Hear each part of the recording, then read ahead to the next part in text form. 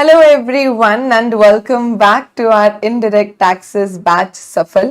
Last lecture हमने सिर्फ GST and introduction start किया था, मतलब देखा था कि जीएसटी क्या है, क्यों है और जीएसटी आने के पहले कौन से टैक्सेस थे। बहुत ही एक बेसिक सा फाउंडेशन हमने जीएसटी के बारे में पढ़ा था।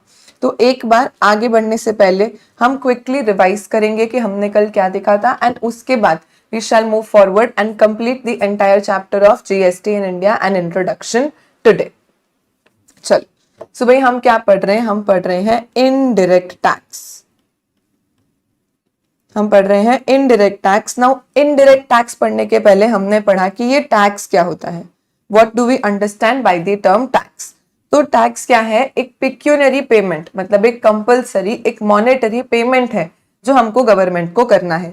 क्या ये वॉलेंटरी होता है? The answer is no. ऐसा नहीं है कि आज हमारी इच्छा हुई तो हम टैक्स पे करेंगे, आज हमारा मूड है तो हम टैक्स पे करेंगे, मूड नहीं है तो फिर हम टैक्स पे नहीं करेंगे, ऐसा नहीं होगा। तो टैक्स क्या है? टैक्स एक कंपल्सरी पेमेंट है। टैक्स एक कंपल्सरी पेमेंट है, एक मॉनेटरी पेमेंट है जो आपको गवर्नमेंट को करना है। It is an enforced contribution and not a voluntary contribution और डोनेशन। क्यों पे करते हो आप ये टैक्स गवर्नमेंट को? ताकि गवर्नमेंट इस रेवेन्यू को यूज करके और कंट्री को या स्टेट को रन करने के लिए अपने ऑपरेशंस को कर सके। इसलिए हम टैक्स का कंट्रीब्यूशन करते हैं, क्योंकि हम इस देश में रहते हैं, देश की सुविधा यूज करते हैं, तो उसके अगेंस्ट हम क्या करते हैं? गवर्नमेंट को कंसिडरेशन के तौर पे टैक्स पे कर देते हैं। अब मेजरली ये टैक्सेस हमने दो तरीके के देखे। So first of all we are not talking about indirect tax, we are only talking about tax. तो टैक्स हमने दो तरीके के देखे, direct tax and indirect tax. So दो तरीके के टैक्स है, direct tax and indirect tax. Direct tax यानी जो पर्सन टैक्स को पे कर रहा है और जो पर्सन टैक्स का बर्डन बेयर कर रहा है, दोनों लोग सेम है। So the person paying the taxes and the person bearing the burden of the tax, ये दोनों लोग क्या है? ये दोनों लोग सेम है। ऐसे केस में जिसको इनकम हो रही है या जिसका टैक्सेबल इवेंट हो रहा है, बस वहीं पे टैक्स कट गया। ये मेरी सैलरी आई और ये मैंने इनकम टैक्स भर दिया, मतलब मुझे वो डायरेक्ट पिंच फील होगा, मुझे वो डायरेक्ट पिंच फील होगा कि अरे यार मैंने डायरेक्ट टैक्स भर दिया है। तो बेस्ट एग्जांपल इसका हो सकता है इनकम टैक्स, जहां पे आप ही की इनकम है और आप ही को उसमें से टैक्स पे करना है। मतलब you are the person paying the tax and you are the only person who is bearing the burden of the tax. तो आपको डायरेक्टली वो दुख फील होता है कि अरे यार शिट, गया मेरा टैक्स। तो जो डायरेक्ट टैक्स होता है वो प्रोग्रेसिव इन नेचर होता है। What do we understand by the term progressive in nature? जिसकी एबिलिटी ज्यादा, जिसकी टैक्स पे करने की एबिलिटी ज्यादा, उस पर्सन से हम क्या करेंगे? टैक्स भी ज्यादा चार्ज कर लेंगे। यानी अगर कोई कम इनकम कमाता है तो उसको कम रेट ऑफ टैक्स लगता है, कोई ज्यादा इनकम कमाता है तो उसको इनकम टैक्स में ज्यादा रेट ऑफ टैक्स लगता है। तो very simple, direct taxes are progressive, यानी जिसकी एबिलिटी, जिसकी कैपेबिलिटी ज्यादा पे करने की, उससे हम ज्यादा टैक्स चार्ज कर लेंगे। Whereas talking about indirect taxes, तो जो पर्सन टैक्स को पे करता है और जो पर्सन इस टैक्स का बर्डन बेयर करता है, ये दोनों सेम नहीं है, ये दोनों डिफरेंट पीपल है। यानी आज अगर ये एक शॉपकीपर है जिसने एक 10 रुपीज का चिप्स बेचा, तो अब इसके ऊपर 1 रुपए का जो जीएसटी है, 1 रुपए का जो टैक्स है, वो इसको गवर्नमेंट को पे करना है। लेकिन वो ओन पॉकेट से पे करेगा क्या? नहीं, वो क्या करेगा? अपने कस्टमर से कलेक्ट करेगा और गवर्नमेंट को पे कर देगा। तो यहाँ पे जो पे कर रहा है वो तो ये पर्सन है, पर अल्टीमेट बर्डन किसने बेयर किया है? तो इस कस्टमर ने। इसके तो नाम में ही लिखा है कष्ट से मरना। तो हमेशा इनडायरेक्ट टैक्सेस का अल्टीमेट बर्डन कौन बेयर करता है? जो कि अल्टीमेट पर्सन होता है जिसने उन गुड सर्विसेज को कंज्यूम कर लिया है। तो ऐसे जो इनडायरेक्ट टैक्सेस होते हैं ये रिग्रेसिव इन नेचर होते हैं। रिग्रेसिव मतलब आज अगर आप एक चिप्स खरीदो, मुकेश अंबानी एक चिप्स खरीदे, सबको सेम रेट ऑफ जीएसटी ही लगने वाला है। यानी आपकी एबिलिटी टू पे टैक्स, एबिलिटी टू पे टैक्स से हमको कोई मतलब नहीं है। हम हर एक पर्सन पे एज सच एक्चुअली क्या होगा कि जो इनडायरेक्ट टैक्सेस है वो पर्सन पे नहीं लगेंगे, वो गुड्स या तो सर्विसेज पे लगेंगे, और उनमें तो कोई बाइफर्केशन होता नहीं है। तो भाई कोई भी गुड्स, कोई भी सर्विसेज सप्लाई हुआ, वो किसी ने भी किया हो, हम तो सेम जीएसटी ही लगा देते हैं। वेरएस इनकम टैक्स एक्ट में हम जो टैक्स है वो पर्सन पे लगाते हैं। तो इधर जो टैक्स होता है वो किसी पर्सन पे लगता है, और इधर जो टैक्स है वो कोई गुड्स या सर्विसेज पे लग जाता है कि भाई ये गुड्स या सर्विसेज सप्लाई हुए। तो ऐसे केस में आप क्या करो? टैक्स लगा दो। Best example of indirect tax GST हो सकता है, कस्टम्स हो सकता है। जब आप गुड्स को इंपोर्ट या एक्सपोर्ट करते हो तब कस्टम ड्यूटी लगता है, और अगर डोमेस्टिकली ही गुड्स को खरीद रहे हो, बेच रहे हो, कुछ भी कर रहे हो तो जीएसटी लग जाता है। कस्टम्स हम लोग पढ़ने वाले हैं सीए फाइनल लेवल पे। तो ये हमने समझा टैक्स क्या होता है, डायरेक्ट टैक्स क्या होता है, इनडायरेक्ट टैक्स क्या होता है। Now we will delve into indirect tax. अभी इनडायरेक्ट टैक्स में भी हमको तो पर्टिकुलरली एक ही टैक्स पढ़ना है विच इज जीएसटी। जीएसटी बोलेंगे तो goods and services tax. Goods and services tax यानी ऐसा टैक्स जो कि गुड्स और सर्विसेज पे लगता है, ऐसा टैक्स जो कि गुड्स और सर्विसेज पे लगता है। तो जीएसटी आने के पहले क्या था, जीएसटी आने के पहले excise, VAT, service tax, countervailing duties, purchase taxes, local taxes, municipal taxes, ऐसे बहुत सारे अलग अलग टैक्सेस हुआ करते थे जिनको सबको मर्ज करके, सबस्यूम करके हम वन नेशन वन टैक्स लेके आए। हम वन नेशन वन टैक्स लेके आए और इसको हम क्या बोलते हैं, जीएसटी। दुनिया में पहली कंट्री कौन सी थी जिसने जीएसटी के बारे में सोचा और इंप्लीमेंट किया, तो France. France was the first country जिसने सबसे पहले ये जीएसटी का कॉन्सेप्ट लाया दुनिया में। एंड उसके बाद प्रेजेंटली आज की तारीख में मोर देन 160 कंट्रीज है जहां पे जीएसटी अडॉप्ट हो चुका है, इंक्लूडिंग इंडिया। इंडिया में जीएसटी का हैप्पी बर्थडे आता है 1 जुलाई 2017। हमने पूरी जर्नी देखी थी कि भाई ईयर 2000 में हमने पहली बार सोचा था कि हम जीएसटी जैसा कुछ तो इंडिया में लाएंगे, और हमको 17 लॉन्ग इयर्स लग गए। एंड फाइनली 1 जुलाई 2017 को हम इंडिया में जीएसटी लाने के लिए पॉसिबल हो पाया है। यहाँ पे भी पहले तो सारे स्टेट्स 30 जून 2017 को सारे स्टेट्स ने अग्री कर लिया था except for Jammu and Kashmir. तो जीएसटी को हमने 1 जुलाई 2017 से जम्मू कश्मीर के अलावा सारे स्टेट्स में एप्लीकेबल कर दिया था। एंड उसके फिर 7 दिन बाद महबूबा भी मान गई एंड अल्टीमेटली 8 जुलाई 2017 को जम्मू कश्मीर ने भी अपना एसजीएसटी एक्ट पास कर लिया। सो आज की डेट में presently GST is applicable to whole of India. मतलब यहाँ पे कोई एक्सेप्शन नहीं है, इंडिया के हर नूक एंड कॉर्नर पे आज की डेट में जीएसटी एप्लीकेबल हो जाता है। Right ma'am. अभी जीएसटी क्या है, जीएसटी एक ड्यूअल स्ट्रक्चर वाला टैक्स है। वाई ड्यूअल स्ट्रक्चर मैम, क्योंकि इंडिया क्या है, इंडिया एक फेडरल कंट्री है। फेडरल मतलब यहाँ पे सेंट्रल गवर्नमेंट अलग है और स्टेट गवर्नमेंट अलग होती है। तो भाई सेंट्रल गवर्नमेंट को पूरा देश चलाने के लिए पैसे चाहिए और एक स्टेट गवर्नमेंट को अपना स्टेट चलाने के लिए पैसे चाहिए। तो ऐसे केस में हम क्या करते हैं कि हम चाहते हैं जो जीएसटी है वो साइमल्टेनियसली, जीएसटी है वो क्या कर सके, centre as well as state दोनों साइमल्टेनियसली कलेक्ट कर सके, लेवी कर सके। इसीलिए हम ड्यूअल जीएसटी मॉडल इंडिया में लेके आए, जहां पे अगर 18% जीएसटी का रेट लग रहा है समझो, तो 9 किसके पास जाएगा, सेंटर के पास, और 9 किसके पास चला जाएगा, स्टेट के पास। तो as of now GST concurrently, simultaneously centre और स्टेट दोनों एक साथ लेवी कर सकते हैं, एक साथ कलेक्ट कर सकते हैं। अभी इस पर्पस के लिए हमने देखा था कि स्टेट क्या है और यूनियन टेरिटरी क्या है। बिकॉज अगर स्टेट में इंट्रा स्टेट सप्लाई हुआ तो सीजीएसटी एसजीएसटी लगेगा, और अगर यूनियन टेरिटरी में इंट्रा स्टेट सप्लाई हुआ तो सीजीएसटी यूटीजीएसटी लगेगा। अगर हमने एक स्टेट या यूटी से किसी और दूसरे स्टेट यूटी में ट्रांसफर कर दिया तो ऐसे केस में आईजीएसटी लग जाता है। मानो आपने तमिलनाडु से कर्नाटका, कर्नाटका से महाराष्ट्र, महाराष्ट्र से गोवा, गोवा से गुजरात, ऐसा कोई भी सप्लाई किया है तो ऐसे केस में integrated goods and services tax लग जाता है। लेकिन मानो मैंने गुजरात से गुजरात, महाराष्ट्र से महाराष्ट्र इंट्रा स्टेट सप्लाई कर दिया तो ऐसे केस में सीजीएसटी प्लस एसजीएसटी, या तो यूनियन टेरिटरी है तो सीजीएसटी प्लस यूटीजीएसटी चार्ज हो जाता है।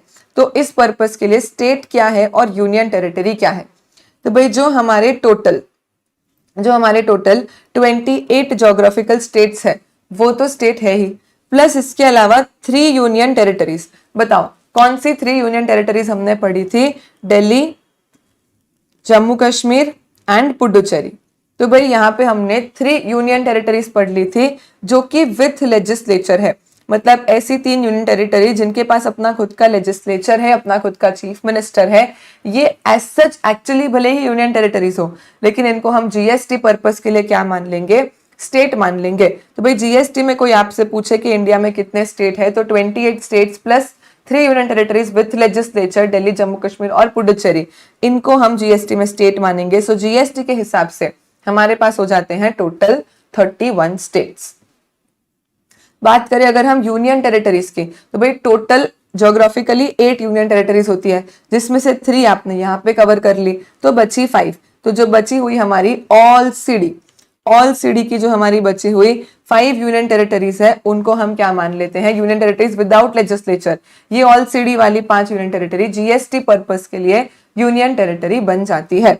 अंडमान निकोबार, लक्षद्वीप, लद्दाख, चंडीगढ़ और Dadra Nagar Haveli and Daman and Diu. सो ये 5 यूनियन टेरिटरीज विदाउट लेजिस्लेचर। तो यहाँ पे स्टेट्स में सीजीएसटी प्लस एसजीएसटी चार्ज होता है और यूनियन टेरिटरीज में सीजीएसटी प्लस यूटीजीएसटी चार्ज हो जाता है। इसके अलावा स्पेशल कैटेगरी स्टेट्स पढ़ाए थे आपको, तो इंडिया में 11 स्पेशल कैटेगरी स्टेट्स है जिनके रिलेशन में कई जगह पे अलग तरीके के प्रोविजंस गवर्नमेंट ने दे रखे हैं। इसको लर्न करने के लिए एक सिंपल न्यूमोनिक देखा था हमने, no asthma in Uttarakhand and Jammu Kashmir. No asthma in Uttarakhand and Jammu Kashmir, एकदम सिंपल सा न्यूमोनिक हमने देखा था। तो भाई नो का मतलब नागालैंड, नो का मतलब Nagaland. Then A for Assam, S for Sikkim, T for Tripura, H for Himachal Pradesh, M से बोलेंगे मणिपुर, मिजोरम, मेघालय। एम से बोलेंगे मणिपुर, मिजोरम और मेघालय। उसके बाद ए से अरुणाचल प्रदेश, उत्तराखंड एंड जम्मू कश्मीर। ये हो जाते हैं हमारे जीएसटी पर्पस के लिए 11 स्पेशल कैटेगरी स्टेट्स। ठीक है, ये सब कुछ ओके है मैम। अब आप ये बताओ कि पुराने टैक्सेस तो ऑलरेडी एग्जिस्ट कर रहे थे, वैट, सीएसटी और एक्साइज ड्यूटी या फिर सर्विस टैक्स वगैरह, तो नीड क्या आ गई, व्हाट वाज द नीड कि हमको जीएसटी लाना पड़ा। मतलब पुराने टैक्सेशन रिजिम में क्या डिफेक्ट्स थे, पुराने टैक्सेशन रिजिम में क्या प्रॉब्लम्स थी, या फिर क्या इल्स थे पुराने टैक्सेशन रिजिम्स के, जिसके चलते हमको जीएसटी लाने के बारे में सोचना पड़ा। तो भाई एक तो सबसे पहले कास्केडिंग इफेक्ट ऑफ टैक्सेस होता था, मतलब टैक्स ऑन टैक्स लग जाता था कि असेसेबल वैल्यू पे पहले तो आप एक्साइज भी लगा रहे हो और फिर टोटल पे उस एक्साइज के ऊपर फिर से वैट भी लग रहा है। तो ये कहाँ का न्याय हुआ भाई कि आप टैक्स पे भी टैक्स लगा रहे हो। तो सबसे पहला प्रॉब्लम था कास्केडिंग इफेक्ट ऑफ टैक्सेस का, जहां पे हम टैक्स ऑन टैक्स लगा रहे हैं। दूसरा, कई जगह पे डिस्टिंक्शन वॉज ब्लर, मतलब कि ये गुड्स है या ये सर्विस है समझ नहीं आता था। जैसे कि restaurant is the best example, जहाँ पे हम खाने के लिए विच इज अ गुड उसके लिए भी जाते हैं और एम्बियंस के लिए, उनकी सर्विस के लिए भी जाते हैं। तो अब रेस्टोरेंट को गुड्स माने कि सर्विस माने, क्योंकि गुड्स मानेंगे तो वैट लगेगा, सर्विस मानेंगे तो सर्विस टैक्स लगेगा। अब यहाँ पे क्योंकि डिस्टिंक्शन ब्लर था तो दोनों ही लग जाते थे। वाह, बताओ, क्योंकि रेस्टोरेंट गुड्स है या सर्विस हम डिसाइड नहीं कर पाते थे, इसीलिए एक ही रेस्टोरेंट के सर्विस के लिए आप वैट भी लगा रहे हो और आप सर्विस टैक्स भी लगा रहे हो, ये हो जाता था। देन उसके बाद हमको सेट ऑफ नहीं मिल पाता था, मतलब सेनवैट, मतलब जो सीएसटी का सेंट्रल लेवी का क्रेडिट है और जो स्टेट लेवीज वैट के क्रेडिट होते हैं, एज सच दोनों ही वैल्यू एडेड टैक्स माने जाते हैं। लेकिन फिर भी मानो मैंने परचेज कर लिया इंट्रा स्टेट और फिर सेल कर देती हूँ इंटर स्टेट, तो ऐसे केस में वो जो मेरे पास क्रेडिट पड़ा है वो क्रेडिट आपस में सेट ऑफ नहीं हो पाता था। और ये सबसे मेजर प्रॉब्लम था। हमने जीएसटी लाया ही इसीलिए ताकि हम फ्री फ्लो ऑफ क्रेडिट दे पाए। तो जीएसटी का जो सबसे बेसिक फाउंडेशन है वो यही है कि सारे के सारे लोगों को फ्री फ्लो ऑफ क्रेडिट मिलना चाहिए।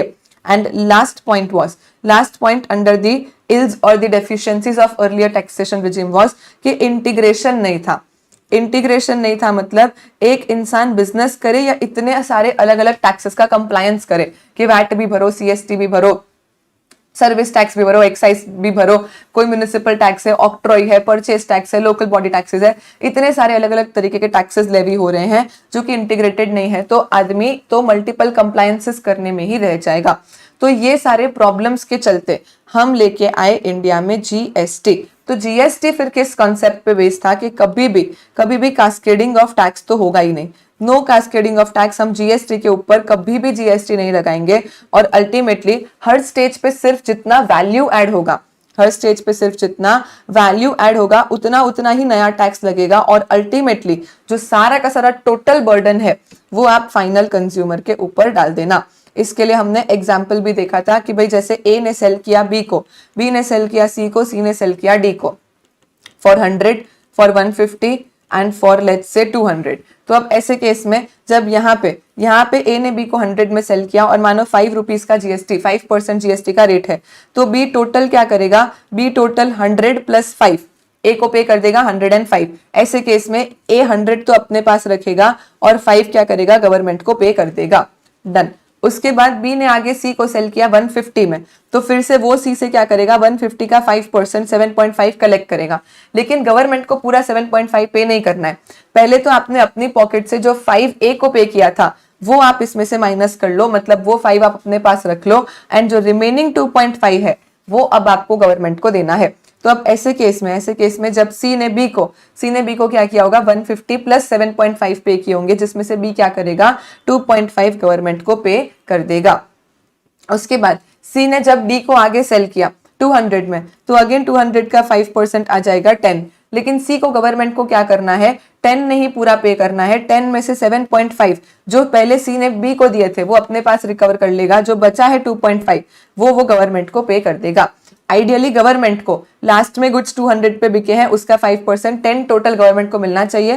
पहले 5 मिला, फिर 2.5 मिला, फिर 2.5 मिला, मतलब गवर्नमेंट को तो यहाँ पे टोटल 10 रुपीज मिल गए हैं। अल्टीमेटली जो ये बीच वाले लोग थे इन सब ने जितना जितना पे किया फिर से इन्होंने रिकवर कर लिया, और लास्ट में ये जो पूरा का पूरा 10 है ये किसकी जेब से चला गया, ये डी की जेब से चला गया। सो यहाँ पे हम बोलते हैं कि कभी भी टैक्स पे टैक्स नहीं लगा। ऐसा नहीं हुआ कभी भी कि 105 के ऊपर 5% लग गया, नो, ऑलवेज एंड ऑलवेज हम मेन जो टैक्सेबल वैल्यू है हमने उसी पे टैक्स लगाया, और हर स्टेज पे जितना वैल्यू ऐड हुआ बस उतना ही नया टैक्स लगा। यहाँ पे 50 का वैल्यू ऐड हुआ 100 से 150, तो 50 का 5% 2.5 ही नया टैक्स पे करना पड़ा। तो हर स्टेज पे जितनी वैल्यू ऐड हुई उतना उतना हमने टैक्स पे किया, और अल्टीमेटली सारा का सारा बर्डन जो है वो फाइनल कंज्यूमर ने बेयर कर लिया है। सो ये कॉन्सेप्ट है जीएसटी के जिनके ऊपर मेजरली जीएसटी का फाउंडेशन को हमने बेस करके रखा है। इतना सब कुछ हमने अपने लास्ट लेक्चर में कंप्लीट किया था। आज सेकेंड लेक्चर ही है तो मैंने थोड़ा सा डिटेल में रिवीजन करवाया है, बाकी डेली हम लोग स्टार्टिंग के 10 मिनट्स सिर्फ जो हम लास्ट लेक्चर में पढ़ते हैं उसका रिवीजन करके और आगे बढ़ते जाएंगे। चलो, so what is tax and all of this we have completed. कोई कास्केडिंग इफेक्ट नहीं है, कंटिन्यूअस चेन ऑफ क्रेडिट है, अल्टीमेटली सारा बर्डन फाइनल कंज्यूमर बेयर करेगा, value added tax and need for GST done. अभी हम देखते हैं बेनिफिट्स ऑफ जीएसटी। चलो, अब जीएसटी आ तो गया, तो अब जीएसटी आने से किसको क्या फायदा हो रहा है, what are the benefits of GST. Benefits of GST को हम 4 पार्ट्स में ब्रेक करते हैं। सबसे पहला, इकोनॉमी को क्या बेनिफिट है, फिर simplified tax structure, easy tax compliance. अभी इसके अंदर के पॉइंट से आप देखोगे तो सिंप्लीफाइड टैक्स स्ट्रक्चर से समझ में आएगा कि भाई यहाँ पे हमको point number 1 is saying ease of doing business, यानी as a business person, as a businessman आपको बेनिफिट है कि ईज ऑफ डूइंग बिजनेस हो जाएगा। मतलब अब आपको टैक्सेस के कंप्लायंसेस के बारे में इतना नहीं सोचना है, बस हर महीने एक जीएसटी का रिटर्न भरना है और कुछ भी नहीं। तो वो जो पहले मल्टीपल टैक्सेस का ध्यान रखना पड़ता था वो सब कुछ नहीं करना है, तो आप अपने बिजनेस को अच्छे से कर पाओगे, ease of doing business. And दूसरा, सर्टेनिटी इन टैक्स एडमिनिस्ट्रेशन। अभी इसका क्या मतलब हुआ, तो ये गवर्नमेंट को फायदा कि भाई गवर्नमेंट को भी सिर्फ जीएसटी ही कलेक्ट करना है, जीएसटी पे ही ध्यान देना है। और ये हमने कल भी डिस्कस किया था कि जो इनडायरेक्ट टैक्सेस है उनको कलेक्ट करना कंपैरेटिवली इजी होता है, क्योंकि इनडायरेक्ट टैक्स आप चिप्स खरीद के आ गए, आप टैक्स पे करके आ गए और आपको पता भी नहीं चलता है।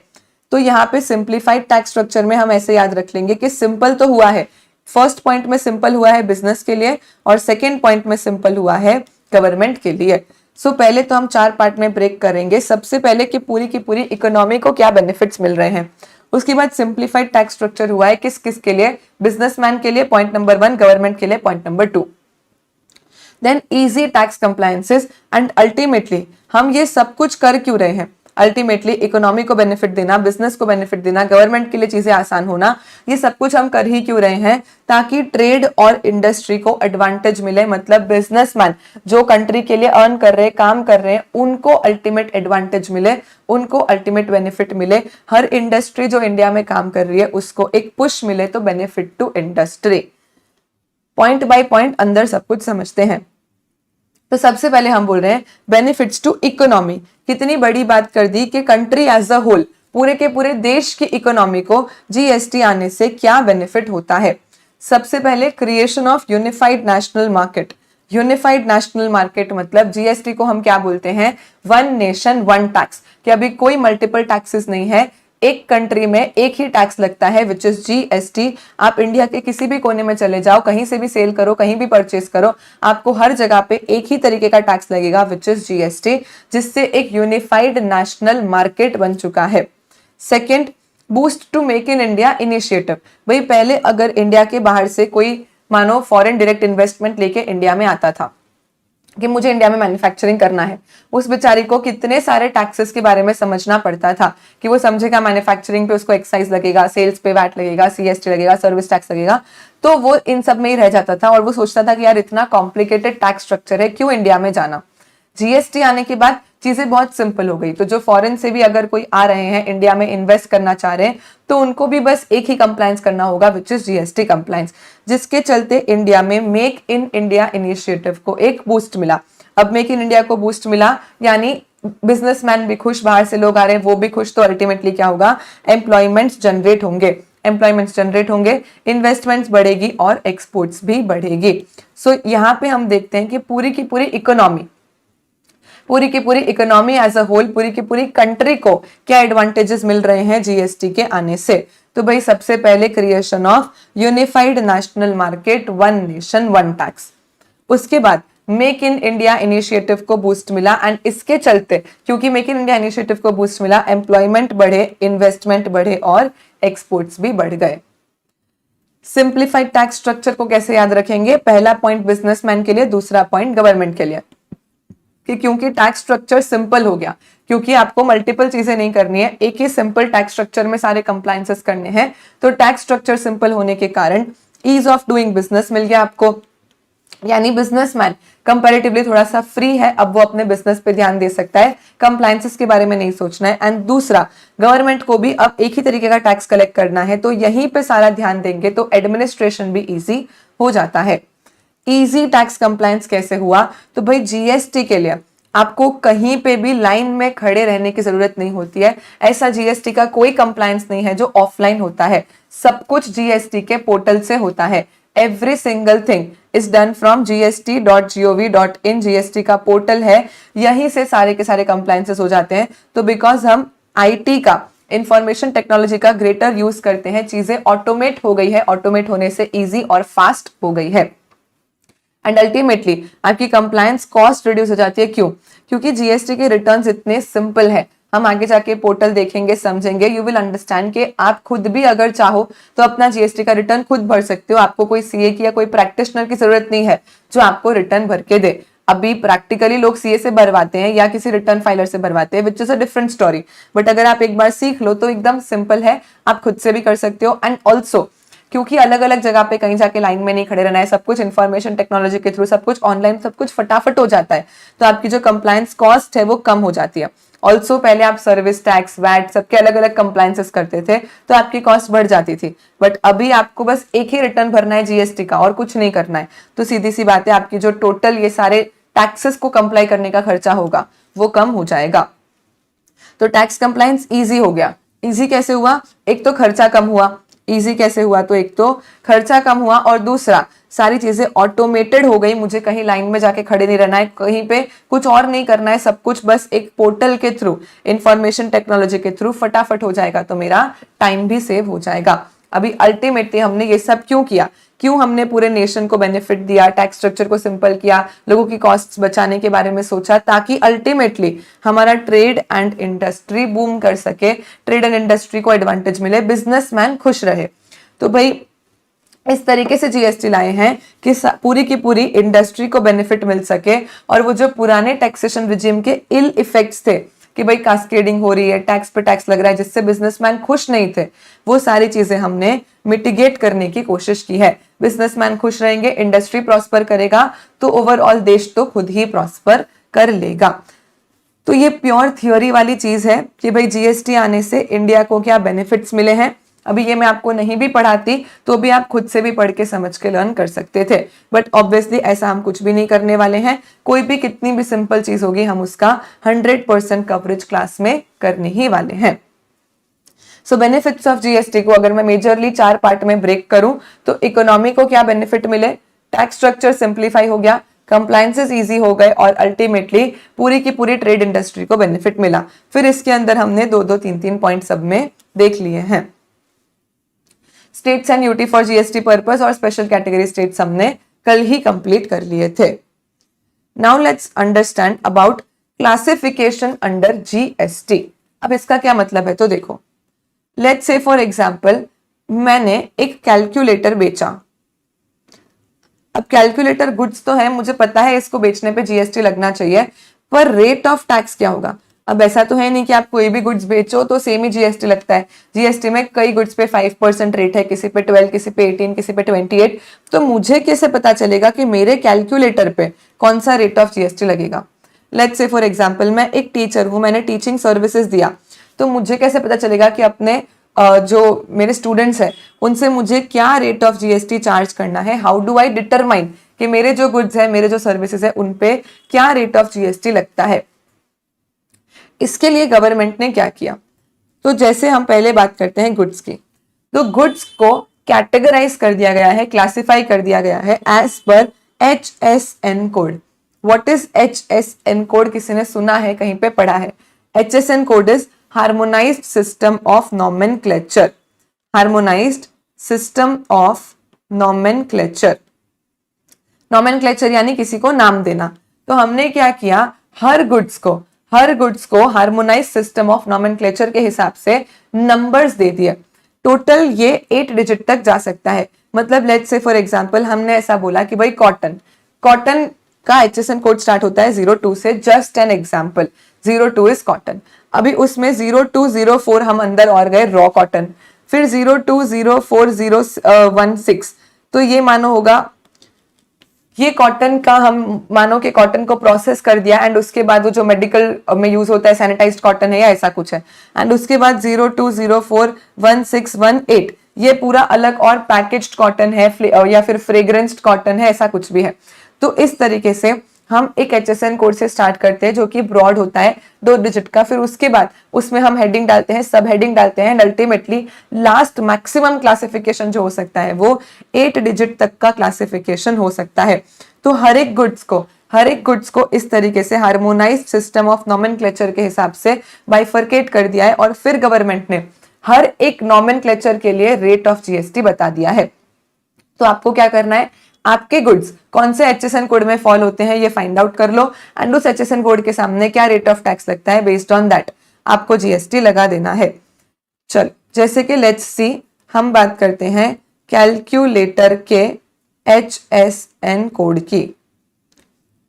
तो यहाँ पे देखो हमको ये पूरा 8 डिजिट मैथमेटिकल कैलकुलेटिंग इंस्ट्रूमेंट मिल गया, और इस पे जीएसटी का गवर्नमेंट का रेट क्या है, 12% है। अभी हो सकता है कि गवर्नमेंट ने साइंटिफिक कैलकुलेटर या फिर जो फाइनेंशियल कैलकुलेटर्स आते हैं, जो नॉर्मल मैथमेटिकल कैलकुलेटर्स आते हैं, उनके लिए अलग रेट ऑफ जीएसटी बता रखा हो। तो ऐसे केस में कि हो सकता है कि गवर्नमेंट ने बोला कि भाई 064124 जो है वो सारे कैलकुलेटर्स का HSN कोड है। अब उसके अंदर 06412401 ये मैथमेटिकल होगा, 02 ये फाइनेंशियल होगा, 03 ये हो सकता है साइंटिफिक कैलकुलेटर्स हो, या फिर सारे के सारे कैलकुलेटर्स को एक ही HSN कोड में डाल दिया है।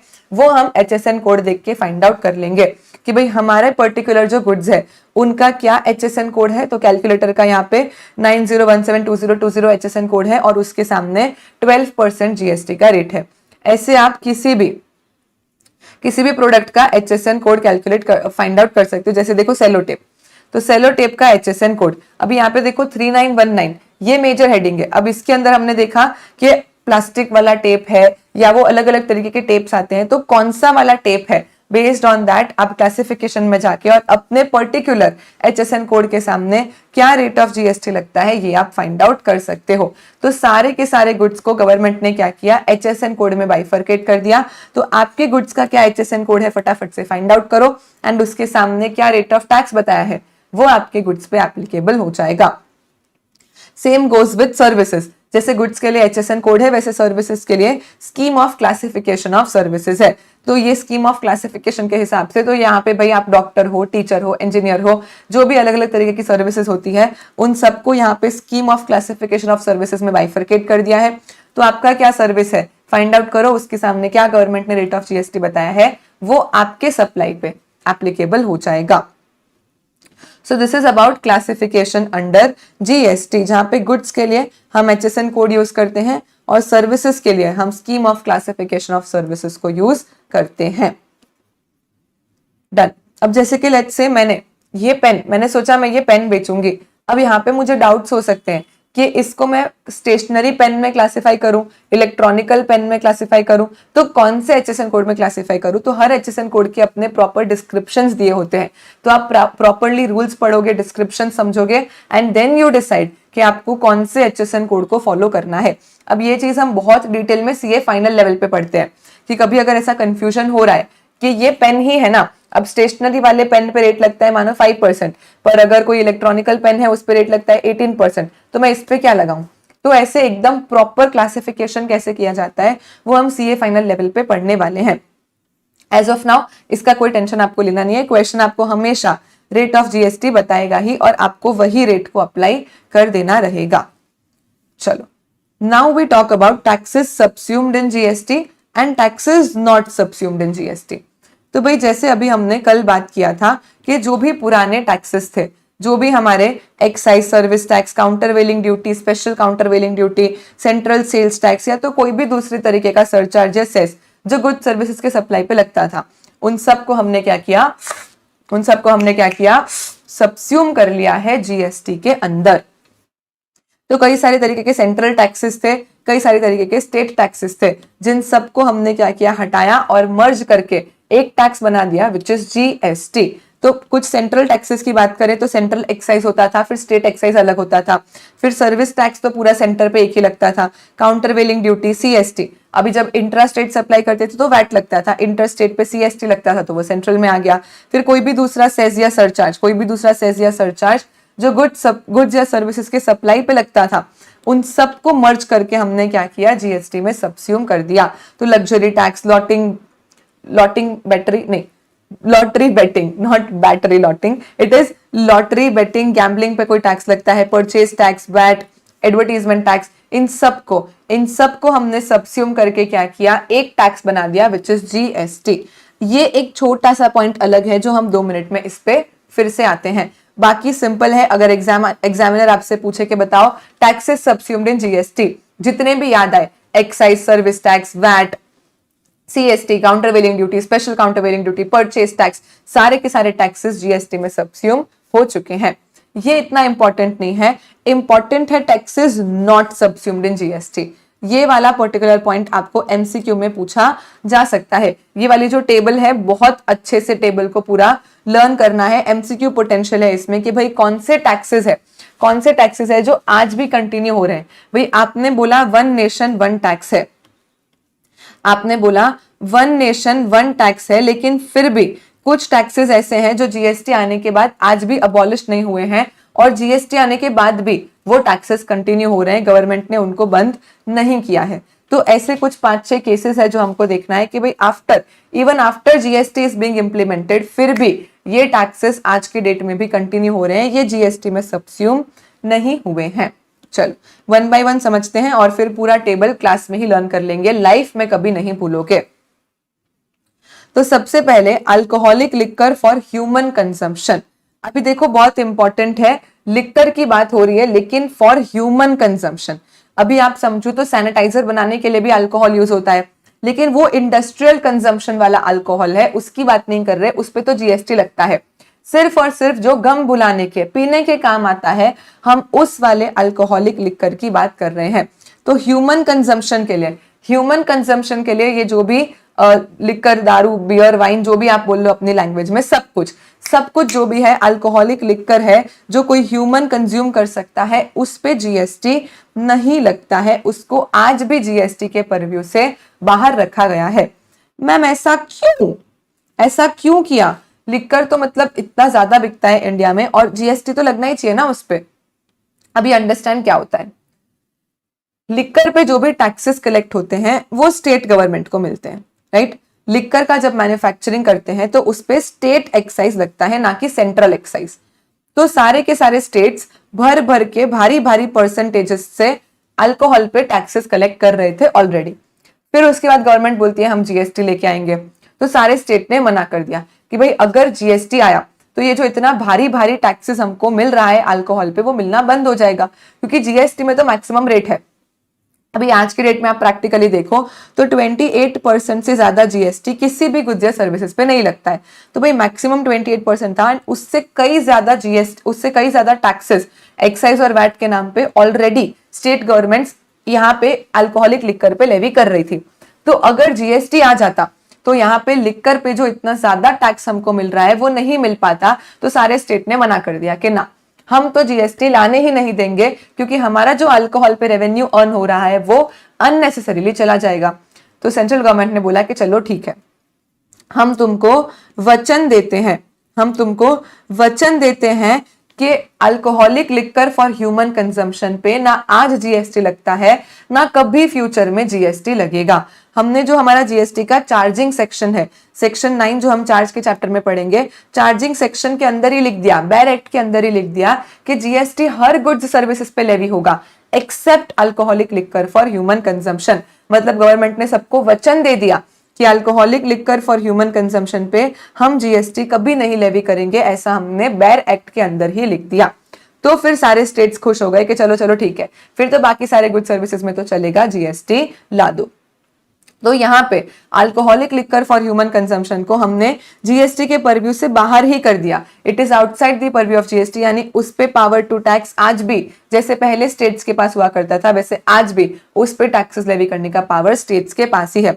अभी कल पूरी अंकित की स्टोरी समझी थी तो हमको पता है कि मैन्युफैक्चरिंग के लिए क्या लग जाता है, स्टेट एक्साइज, और सेल्स अगर इंट्रा स्टेट गुड्स का करते हैं तो वैट लगता है, और इंटर स्टेट करते हैं तो सीएसटी लग जाता है। कल जो कहानी सुनाई थी वो टाइम पास के लिए नहीं सुनाई थी, इसलिए सुनाई थी ताकि आज जब हम ये टेबल करें तो आपको सारे टैक्सेस के बारे में समझ में आए और आपको जल्दी से लर्न हो जाए। तो भाई सबसे पहले एज सच जीएसटी हर गुड्स सर्विसेज पे लगता है, लेकिन alcoholic liquor for human consumption पे आज भी मैन्युफैक्चरिंग पे एक्साइज और सेल्स अगर इंट्रा स्टेट है तो वैट और इंटर स्टेट है तो सीएसटी लग जाता है। इस पे आज भी जीएसटी नहीं लग रहा है और ना कभी लगने वाला है, क्योंकि गवर्नमेंट ने बेयर एक्ट में लिख के वचन दे दिया है कि हम इस पे जीएसटी कभी नहीं लगाएंगे। उसके बाद हम बात करते हैं ये 5 प्रोडक्ट की। इनको हमने बोला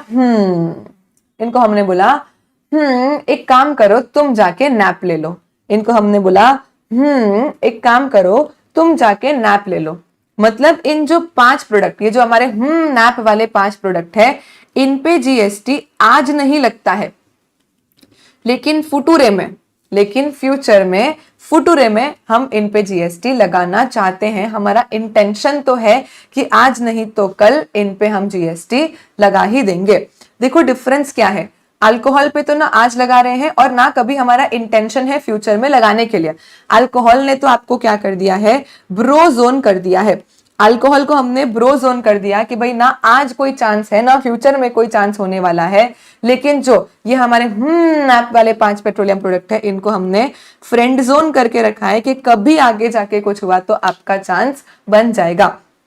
तो इन दोनों में डिफरेंस है, ये परमानेंटली जीएसटी के स्कोप से बाहर है, और ये जो हमारे नैप, इनको हमने बोला एक काम करो अभी जाके नैप ले लो, अभी जाके नैप ले लो, जब से तुम पे जीएसटी लगाना होगा तुमको उठा देंगे, आ जाना, और उस फ्यूचर डेट से तुम पे जीएसटी लग जाएगा। So this is the difference कि अल्कोहलिक लिकर को हमने परमानेंटली बाहर कर दिया, पावर स्टेट को ही दे दिया, लेकिन ये जो नैप वाले प्रोडक्ट है, ये नैप क्या है तो high speed diesel, motor spirit, natural gas, aviation turbine fuel और पेट्रोलियम क्रूड। अभी आज आप लोग पेट्रोल भरवाने जाओ, डीजल भरवाने जाओ तो उस पे जीएसटी नहीं लगता है। क्यों नहीं लगता है? क्योंकि टेम्पररीली अभी इसको क्या किया गया है, फ्रेंड जोन किया गया है। इनको हमने बोला कि तुम जाके नैप ले लो, तुम जाके नैप ले लो, फ्यूचर में तुमको उठाएंगे तब आ जाना और तुम पे जीएसटी लगा देंगे।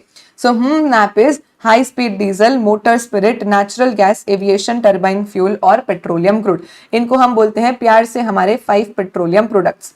इनको हम प्यार से हमारे 5 पेट्रोलियम प्रोडक्ट्स भी बोलते हैं, जिन पे आज जीएसटी नहीं लग रहा, लेकिन फ्यूचर में जीएसटी काउंसिल डिसाइड करेगी एक डेट, जिस डेट से जीएसटी हमको लगाना है, यानी गवर्नमेंट ऑफिशियल गैजेट में नोटिफाई करेगा कि भाई इस डेट से हमको जीएसटी लगाना है, और उस डेट से हम इन नैप वाले प्रोडक्ट्स पे जीएसटी लगा देंगे।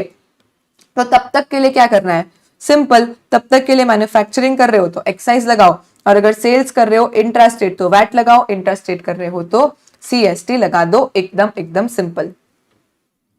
उसके बाद हम बात करते हैं एंटरटेनमेंट टैक्सेस की। तो देखो एंटरटेनमेंट टैक्स जो यहाँ पे मैंने बोला था वापस आते हैं। As such entertainment tax GST में सबस्यूम हो चुका है। तो अगर कोई भी एंटरटेनमेंट टैक्स है तो वो अब अबॉलिश हो ही गया है, नहीं लगता है, जीएसटी ही लगता है।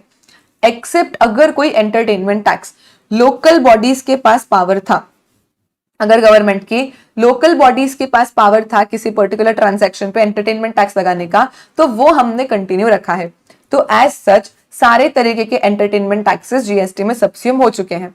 लेकिन अगर कोई लोकल बॉडी के पास पावर था एंटरटेनमेंट टैक्स लगाने के लिए, तो उसका पावर आज भी उस लोकल बॉडी के पास है। बस इतना सा सिंपल याद रखना है। All entertainment taxes are subsumed in GST, but if the power to levy entertainment tax was with local body, that power still continues। मतलब लोकल बॉडी आज भी जीएसटी लेवी कर सकती है, सॉरी लोकल बॉडी आज भी एंटरटेनमेंट टैक्सेस को levy कर सकती है। उसके बाद हम बात करते हैं टोबैको की। देखो जीएसटी के स्कोप से एकदम बाहर तो ये दो ही चीजें हैं, अल्कोहल जो कि परमानेंटली ब्रो जोन हो चुका है, और ये जो कि as of now friend zone हो रखा है। तो ये दो चीजें हैं जिनके ऊपर जीएसटी लगता ही नहीं है। मैन्युफैक्चरिंग पे एक्साइज लगता है और सेल्स पे वैट सीएसटी लगता है। तो ये दो ही चीजें एज ऑफ नाउ ऐसी है जो जीएसटी में नॉन टैक्सेबल है कि इनके ऊपर जीएसटी लगता ही नहीं है। इसके अलावा अगर मैं बात करूं टोबैको की और ड्रग्स की, ड्रग्स बोलेंगे तो ओपीएम, इंडियन हेम्प, नार्कोटिक्स, ये अफीम, चरस, गांजा, आप तो सब कुछ समझते ही होंगे। तो भाई यहाँ पे टोबैको और अगर ओपीएम, इंडियन हेम्प की ड्रग बात करें हम लोग, तो इन पे जीएसटी तो लगता है, इन पे जीएसटी तो लगता है, क्योंकि जीएसटी के स्कोप से बाहर तो सिर्फ दो ही चीजें हैं, अल्कोहलिक लिकर और 5 पेट्रोलियम प्रोडक्ट। तो इनके ऊपर जीएसटी तो लगता है, लेकिन इनकी मैन्युफैक्चरिंग पे जो एक्साइज लगता था वो आज भी कंटिन्यू हो रहा है, क्योंकि वैसे भी टोबैको और ड्रग्स किसी के काम की तो चीज है नहीं। टोबैको और ड्रग्स एज सच किसी के काम की तो चीज है नहीं, मतलब सिन गुड्स ही है ना। तो गवर्नमेंट ने बोला कि इनके सेल्स पे तो वैट वगैरह हटा दो, हम जीएसटी ही लगाएंगे, लेकिन ये जो मैन्युफैक्चरिंग पे एक्साइज था ये हम डिसकंटिन्यू नहीं करेंगे। यानी एक्साइज जो पहले लगता था टोबैको पे और ड्रग्स पे, वो आज भी लगता है मैन्युफैक्चरिंग पे। तो यहाँ पे बेसिक डिफरेंस सिर्फ इतना सा है कि जो अल्कोहलिक लिकर है और जो नैप है उनमें जीएसटी लगता ही नहीं है, मतलब मैन्युफैक्चरिंग पे एक्साइज और सेल्स पे वैट सीएसटी। लेकिन टोबैको और ड्रग्स पे, टोबैको और ओपीएम, इंडियन हेम्प, नार्कोटिक्स पे जीएसटी तो लगता ही है सेल्स पे, लेकिन मैन्युफैक्चरिंग पे जो एक्साइज लगता था वो हमने डिसकंटिन्यू नहीं किया है, वो आज भी कंटिन्यू हो रहा है। And last is real estate sector, मतलब अगर आप cell purchase of immovable property करते हो तो ऐसे केस में स्टैंप ड्यूटी, प्रॉपर्टी टैक्सेस वगैरह लगते हैं, आपको जीएसटी नहीं लगता है।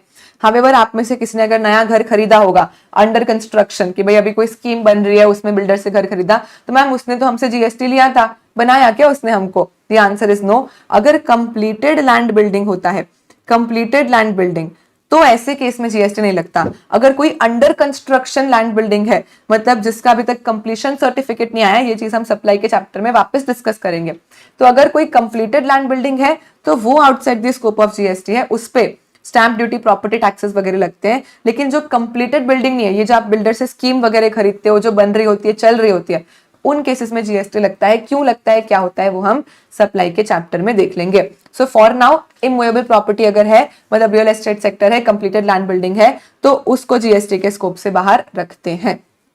डन।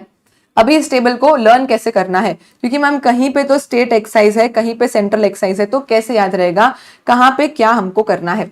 सबसे पहले आप समझो, एक्साइज की बात बाद में करते हैं, पहले तो इतना समझ में आ गया कि भाई अल्कोहल और ये 5 नैप वाले प्रोडक्ट, ये दो ही प्रोडक्ट ऐसे हैं जिन पे जीएसटी नहीं लगता, मतलब इनके सेल्स पे वैट सीएसटी लग जाएगा।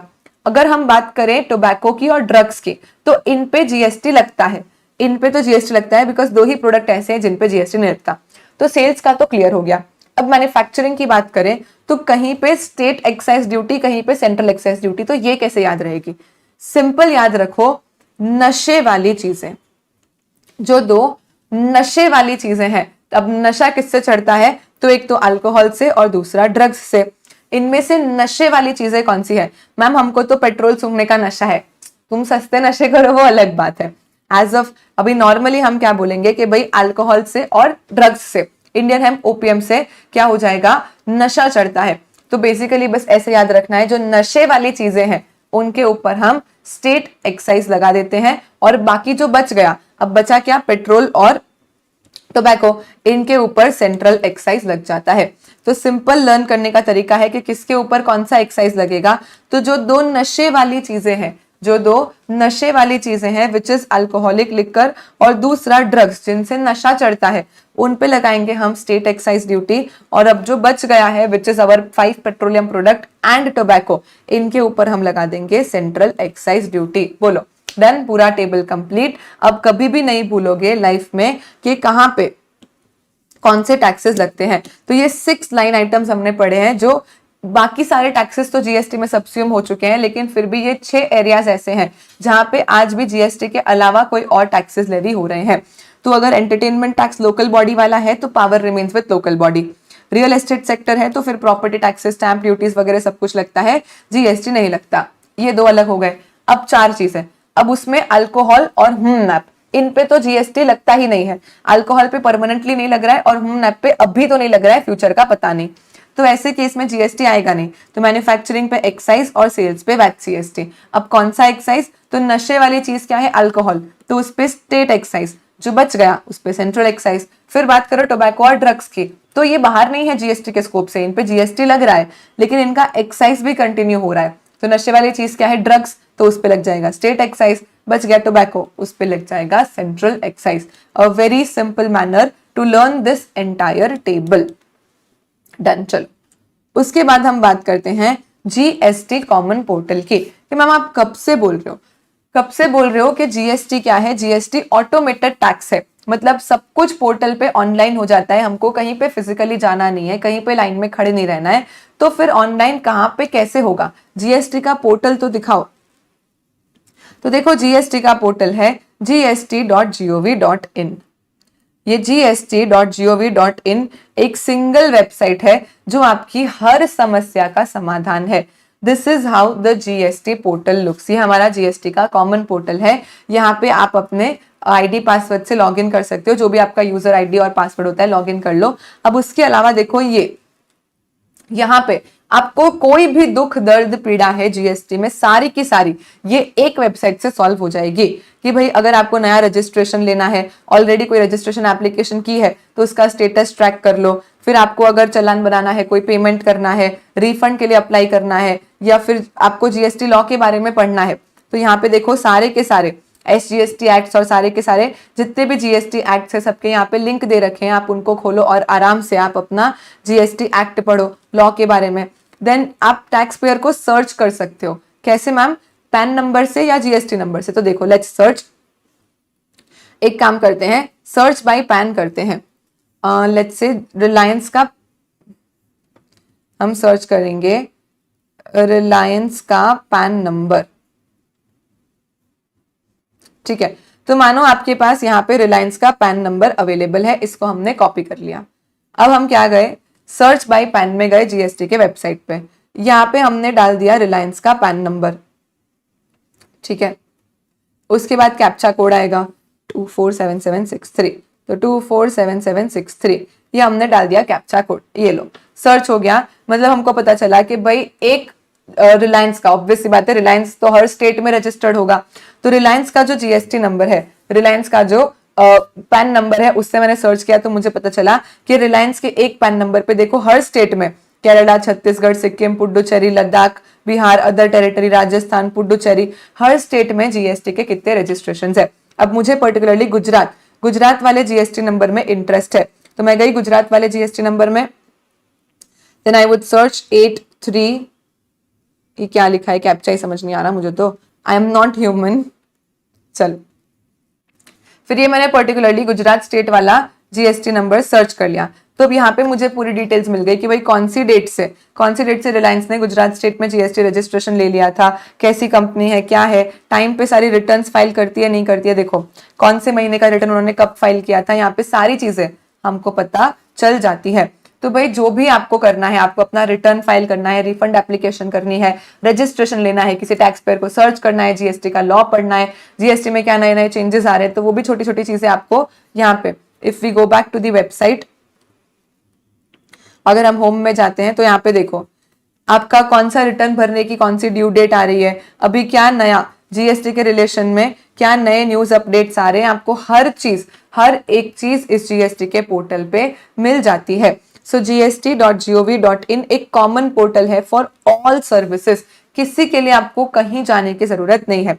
तो इस पूरी वेबसाइट को कौन मैनेज करता है? GSTN network, which is goods and services network, section 8 company है। सेक्शन 8 कंपनी मतलब लॉ में आप पढ़ते होगे, लॉ के कंपनीज एक्ट का section number 8 which talks about non profit oriented companies. तो ये प्रॉफिट के लिए नहीं बनी है, नॉन प्रॉफिट कंपनी है जो कि सिर्फ और सिर्फ ये जीएसटी की वेबसाइट को मैनेज करने के लिए, पोर्टल को मैनेज करने के लिए बनाई गई है, which is goods and services network. तो पूरी की पूरी वेबसाइट ये एक non profit oriented GSTN goods and services network company manage करती है।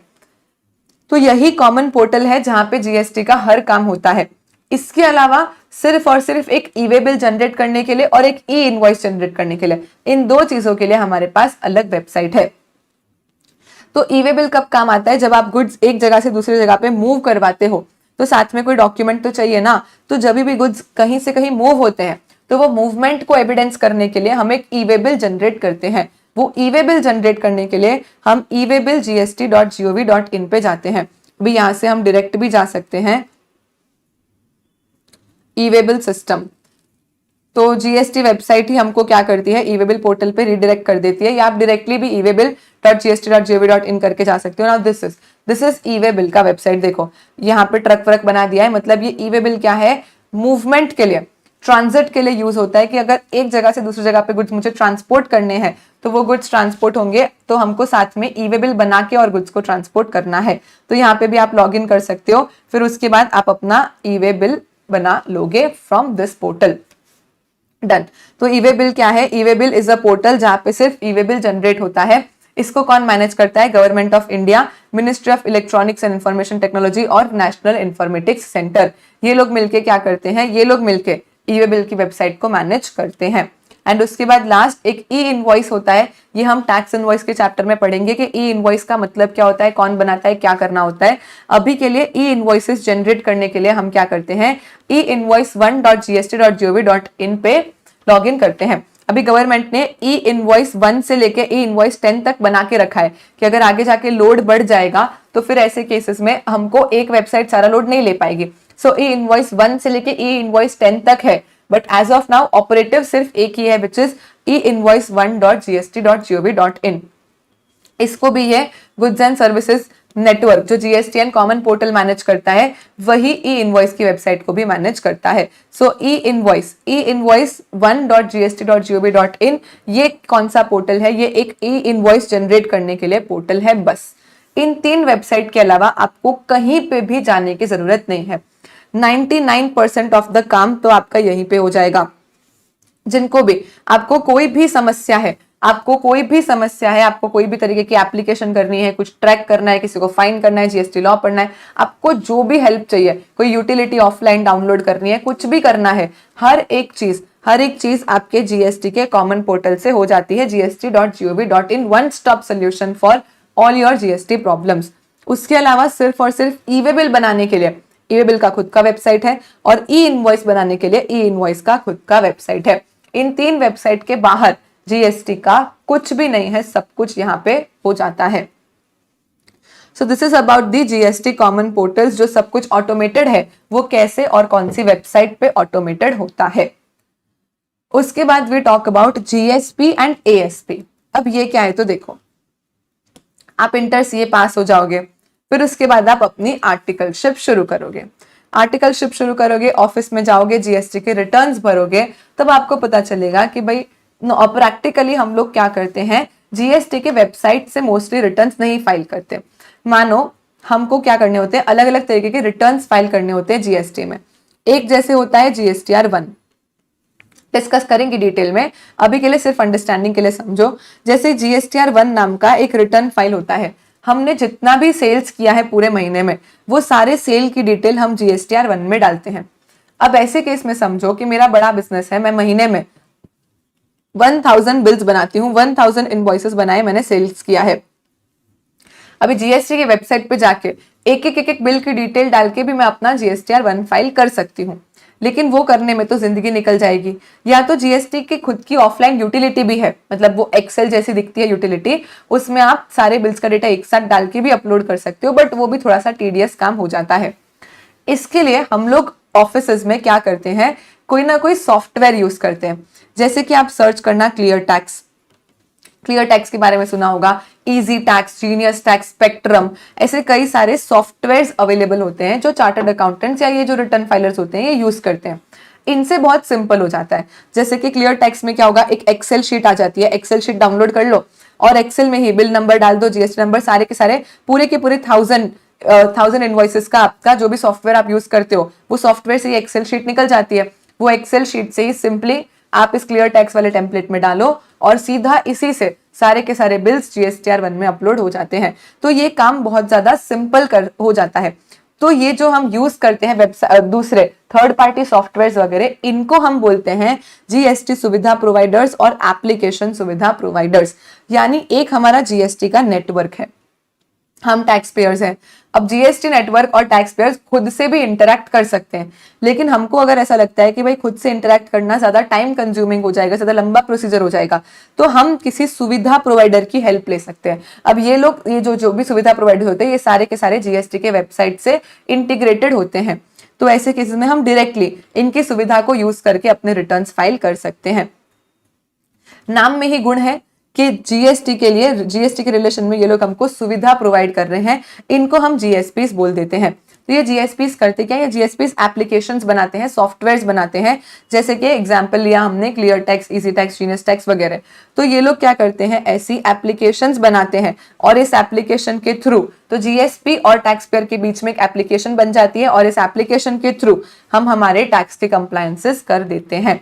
तो ये क्या है, जीएसपी कुछ नहीं है, एक एडिशनल चैनल है कि भाई जो गुड्स एंड सर्विसेज नेटवर्क और टैक्स पेयर के बीच में एक एडिशनल चैनल बन गया। अगर चाहे टैक्स पेयर तो इनको यूज कर सकता है, लेकिन इनका यूज करना कंपलसरी नहीं है। मतलब जरूरी नहीं है कि आपके पास सॉफ्टवेयर होगा तो ही आप रिटर्न फाइल कर पाओगे, आप सीधा जीएसटी के पोर्टल पे जाके रिटर्न फाइल कर सकते हो।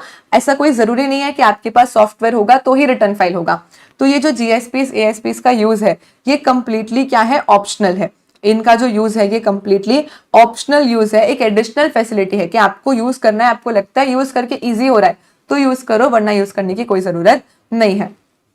अल्टीमेटली हम लोग यूज करते हैं ताकि इससे हमारे फंक्शंस आसान हो जाए। कुछ फंक्शंस जो है वो ये सॉफ्टवेयर हमको करके दे देते हैं, और ये जो जीएसपीस होते हैं ये क्या करते हैं, एप्लीकेशंस डेवलप करवाते हैं और एप्लीकेशंस की यूज करते हैं जिससे कि वो टैक्स पेयर्स और नेटवर्क के बीच में एक लिंक क्रिएट कर पाए। तो किस तरीके के सॉफ्टवेयर, किस तरीके के फंक्शंस ये सुविधा प्रोवाइडर्स हमको करके दे देते हैं। तो हमारा रिटर्न फाइल कर देते हैं, मतलब जो पोर्टल पे जाके थोड़ा सा हमको मुश्किल पड़ता, वो रिटर्न फाइलिंग इन सॉफ्टवेयर्स के थ्रू क्विकली हो जाता है। देन दूसरा, quick monitoring of GST compliances. जैसे कि मैंने जब आर्टिकलशिप में हम लोग जब करते थे, हम लोग क्लियर टैक्स यूज करते थे, ठीक है। तो अभी क्लियर टैक्स सॉफ्टवेयर में क्या हो जाता है कि जैसे हम सारे क्लाइंट्स ऐड कर सकते हैं। मानो हमारे 500 क्लाइंट्स है जिनका हम जीएसटी रिटर्न भरते हैं, तो हम क्लियर टैक्स में हर एक क्लाइंट का इंफॉर्मेशन डाल देते हैं। अब उसके बाद जैसे जनवरी मंथ खत्म हुआ, रिटर्न भरना चालू किया, अभी मैं सोच रही हूँ कि कितने जीएसटीआर 1 या जीएसटीआर 3 जो हम भरते हैं, तो जनवरी मंथ के रिटर्न्स भरने स्टार्ट किए। अब उसके बाद मुझे चेक करना है कि आउट ऑफ 500 मेरे कितने क्लाइंट के रिटर्न भर दिए हैं और कितने क्लाइंट के रिटर्न बाकी है। तो सिंपली मुझे क्लियर टैक्स खोलना है और फिल्टर लगा देना है रिटर्न नॉट फाइल्ड का। वो मुझे पूरा लिस्ट दे देगा कि भाई आपके ये क्लाइंट्स है जिनका रिटर्न फाइल हो चुका है, इस डेट को हुआ, और ये क्लाइंट है जिनका अभी तक रिटर्न फाइल करना बाकी है। तो भाई मेरे कंप्लायंसेस हुए नहीं हुए, ये सब कुछ करने में भी मुझे ये सॉफ्टवेयर हेल्प कर देते हैं। उसके अलावा जैसे कि आप जीएसटी पोर्टल पे अपना सेल्स दिखाओगे, लेकिन आप अपनी बुक्स ऑफ अकाउंट्स तो अलग से मेंटेन करते हो। अगर आप कुछ परचेस करते हो तो परचेस करने पे हमको क्रेडिट मिलता है। अब नाउ वी हैव अंडरस्टूड कि जब हम लोग सेल करेंगे तो हमको टैक्स कलेक्ट करके गवर्नमेंट को पे करना आता है, लेकिन वही सामने जिसने परचेस किया है उसने जो टैक्स को जीएसटी में क्रेडिट मिलता है ना, आईटीसी मिलता है। तो अब ऐसे केस में हमने जो बुक्स में परचेस दिखाई है, जो पोर्टल पे परचेस दिख रही है, हमने जो बुक्स में सेल दिखाई है, जो पोर्टल पे सेल है, वो सब कुछ मैच हो रहा है नहीं हो रहा है, इसके लिए हमको रिकंसिलिएशंस बनाने पड़ते हैं। तो यहाँ पे परचेज रजिस्टर का और जीएसटी में जो ऑटो पॉपुलेटेड डेटा दिखता है, उन सब का हम लोग रिकंसिलिएशन भी कर सकते हैं ये सारे सॉफ्टवेयर्स को यूज करके। तो बस बात कितनी सी है, इतनी सी बात है कि जीएसपीज और एएसपीज हमारा काम आसान कर देते हैं, हमको थोड़ी सुविधा देते हैं। कैसे देते हैं? एप्लीकेशन के थ्रू हमको सुविधा दे देते हैं, जिससे कि हम जीएसटी पोर्टल के साथ और प्यार से और इजीली फटाफट से इंटरेक्ट कर पाए और हमारे रिटर्न्स जल्दी से फाइल हो जाए, मॉनिटरिंग का काम फटाफट हो जाए, छोटे मोटे जो रिकंसिलिएशंस बनाने होते हैं वो सारे भी हमारे खुद से ही इस सॉफ्टवेयर के थ्रू बन जाए। This is all about GSP and ASP. ज्यादा कुछ नहीं हो सकता है। एग्जाम में अगर पूछ भी ले तो आपसे एक शॉर्ट नोट पूछ सकते हैं जीएसपी एएसपी की, तो बस इतनी चीजें शॉर्ट नोट में लिख के आ जाना। उसके बाद we talk about compensation cess. अभी समझो क्या हुआ। दो तरीके के गुड्स, एक लग्जरी गुड्स और दूसरे डीमेरिट गुड्स। डीमेरिट गुड्स को हम सिन गुड्स भी बोल सकते हैं। अब ये दो गुड्स ऐसे हैं जिन पे गवर्नमेंट ज्यादा टैक्सेस लेवी कर सकती है। लग्जरी गुड्स मतलब मानो कोई बहुत महंगी मोटर कार वगैरह, तो ये लग्जरी गुड्स नॉर्मली कौन खरीदेंगे? जो रिच पीपल होंगे। अभी रिच पीपल से थोड़ा सा ज्यादा टैक्स अगर ले भी लो तो उनको फर्क नहीं पड़ेगा। तो लग्जरी आइटम्स पे नॉर्मली हमेशा टैक्स का रेट हाई होता है। Second is demerit sin goods, जैसे कि मान लो टोबैको है या ऐसी कोई पान मसाला या ऐसी कोई चीजें हैं जो किसी के भी हेल्थ के लिए अच्छी नहीं है, जिनको हम डीमेरिट गुड्स बोलते हैं, सिन गुड्स बोलते हैं, जो कि गलत खराब गुड्स है। इन पे भी अगर आप ज्यादा टैक्सेस लेवी कर दो तो कोई कुछ बोल नहीं सकता है। तो गवर्नमेंट हमेशा क्या करती है कि ये जो भी लग्जरी आइटम्स है या जो डीमेरिट सिन आइटम्स है, इन पे हमेशा हायर टैक्सेस लेवी करने लगती है। अब समझो जब जीएसटी इंप्लीमेंट हो रहा था तो अगेन स्टेट्स आ गए बीच में, बोले कि चलो अल्कोहल का तो आपने हमको चॉकलेट दे दिया कि अल्कोहल पे जीएसटी ना आज लग रहा है ना कभी लगेगा, लेकिन व्हाट अबाउट ये जो दूसरे हमारे, हम मोटर कार्स अगर कोई खरीदता है, मानो किसी ने रोल्स रॉयस खरीद ली, किसी ने कोई महंगी गाड़ी खरीद ली, हम भर भर के पेट भर के उस पर टैक्सेस लेवी करते हैं। पान मसाला है, टोबैको है, एरेटेड वाटर्स है, तो ऐसे कई सारे लग्जरी आइटम्स है या तो डीमेरिट सिन आइटम्स है जिनके ऊपर हम खूब सारे टैक्सेस लेवी करते हैं। अब आप जीएसटी लेके आ जाओगे तो हमारा तो लॉस ऑफ रेवेन्यू हो जाएगा, क्योंकि जीएसटी में तो एक मैक्सिमम रेट है जिससे ज्यादा हम टैक्स कलेक्ट नहीं कर पाएंगे। तो ऐसे केस में अब हम क्या करें? फिर से स्टेट्स ने आके नखरे किए, फिर से गवर्नमेंट ने उनको एक चॉकलेट दे दी। गवर्नमेंट ने बोला अच्छा ठीक है, सुनो एक काम करते हैं, क्योंकि जीएसटी आएगा तो आपका लॉस ऑफ रेवेन्यू होगा। कौन से लॉस ऑफ रेवेन्यू? स्पेसिफिक कुछ लग्जरी आइटम्स या तो डीमेरिट गुड्स जो आप बेचते हो, जो कोई भी बेचता है जिसपे आप टैक्सेस कलेक्ट करते हो, उस पे आप भारी भारी टैक्सेस का आपका थोड़ा सा लॉस ऑफ रेवेन्यू हो जाएगा। एग्जाम्पल टोबैको, पान मसाला, मोटर कार, एरेटेड वाटर्स वगैरह हो सकते हैं। तो इसके लिए हम आपको क्या करते हैं, ये लॉस ऑफ रेवेन्यू को कॉम्पेंसेट करने के लिए, नाम में गुण है, ये लॉस ऑफ रेवेन्यू को कॉम्पेंसेट करने के लिए हम कॉम्पेंसेशन सेस लगा देते हैं। यानी आज अगर आप कोई महंगी गाड़ी खरीद रहे हो, पान मसाला खरीद रहे हो, तो उस पर जीएसटी तो लग ही रहा है, जीएसटी के साथ एक कॉम्पेंसेशन सेस नाम का टैक्स और लग जाता है। अभी इनिशियली जब जीएसटी इंप्लीमेंट किया था तब गवर्नमेंट ने ऐसा बोला था कि फिर आगे जाके धीरे धीरे तो चीजें स्ट्रीमलाइन हो जाएगी। तो एज ऑफ नाउ जब हम जीएसटी आज इंप्लीमेंट कर रहे हैं, यानी जिस दिन जिस स्टेट में जीएसटी इंप्लीमेंट हुआ वहां से 5 इयर्स तक ऐसा कॉम्पेंसेशन सेस हम लगाएंगे, उसके बाद इसको बंद कर देंगे। अभी जीएसटी तो 2017 में आया था, यानी 5 साल तो खत्म हो गए, लेकिन गवर्नमेंट ने कॉम्पेंसेशन सेस हटाया नहीं। अभी के लिए 2026 तक इसको एक्सटेंड कर दिया है। तो कॉम्पेंसेशन सेस खत्म तो हो गया है, 5 साल खत्म तो हो गए। इनिशियली हमको सबको यही बोला था कि 5 साल की बात है, 5 साल के लिए हम कॉम्पेंसेशन सेस ला रहे हैं ताकि जो लग्जरी गुड्स और डीमेरिट गुड्स पे स्टेट्स को लॉस ऑफ रेवेन्यू हुआ है उसके लिए हम कॉम्पेंसेट कर पाए। लेकिन गवर्नमेंट बीइंग गवर्नमेंट, एक बार कोई टैक्स लग जाता है तो हटता है क्या कभी भी? तो भाई ऐसे केस में अभी इसको एक्सटेंड किए जा रहे हैं 5 साल खत्म होने के बाद भी अभी इसको 2026 तक कॉम्पेंसेशन सेस को टेम्पररीली एक्सटेंड कर दिया है। तो आज की डेट में कुछ लग्जरी गुड्स और कुछ डीमेरिट गुड्स ऐसे हैं जिनके सेल पे जीएसटी तो लगता ही है, लेकिन उसके साथ कॉम्पेंसेशन सेस भी लग जाता है। Done, clear, simple, understood, right. चलो ये हमारा चैप्टर का एक पार्ट कंप्लीट हुआ। अभी इस चैप्टर को एज सच मैं 3 पार्ट्स में ब्रेक करती हूँ, जीएसटी इन इंडिया इंट्रोडक्शन। पहला पार्ट वाई, व्हाट, हाउ में चला जाता है कि कॉन्सेप्ट ऑफ जीएसटी क्या है, पुराने टैक्सेशन रिजिम में क्या प्रॉब्लम्स थे, क्या इल्स थे, नया टैक्स रिजिम आया उससे क्या बेनिफिट मिले, स्टेट क्या, यूनियन टेरिटरीज क्या, ये सब।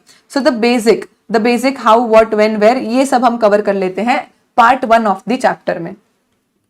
Part 2 of the chapter comparatively slightly important, जहां पे कौन से टैक्सेस सब्स्यूम हुए, कौन से टैक्सेस सब्स्यूम नहीं हुए, जीएसपी, एएसपी, कॉम्पेंसेशन सेस, ये सब क्या होता है, ये हम यहाँ पे देख लेते हैं. Now the third and the final part of the chapter which is the constitutional provisions. Constitutional provisions के बारे में हम लोग पढ़ते हैं यहाँ पे final third part of the chapter में.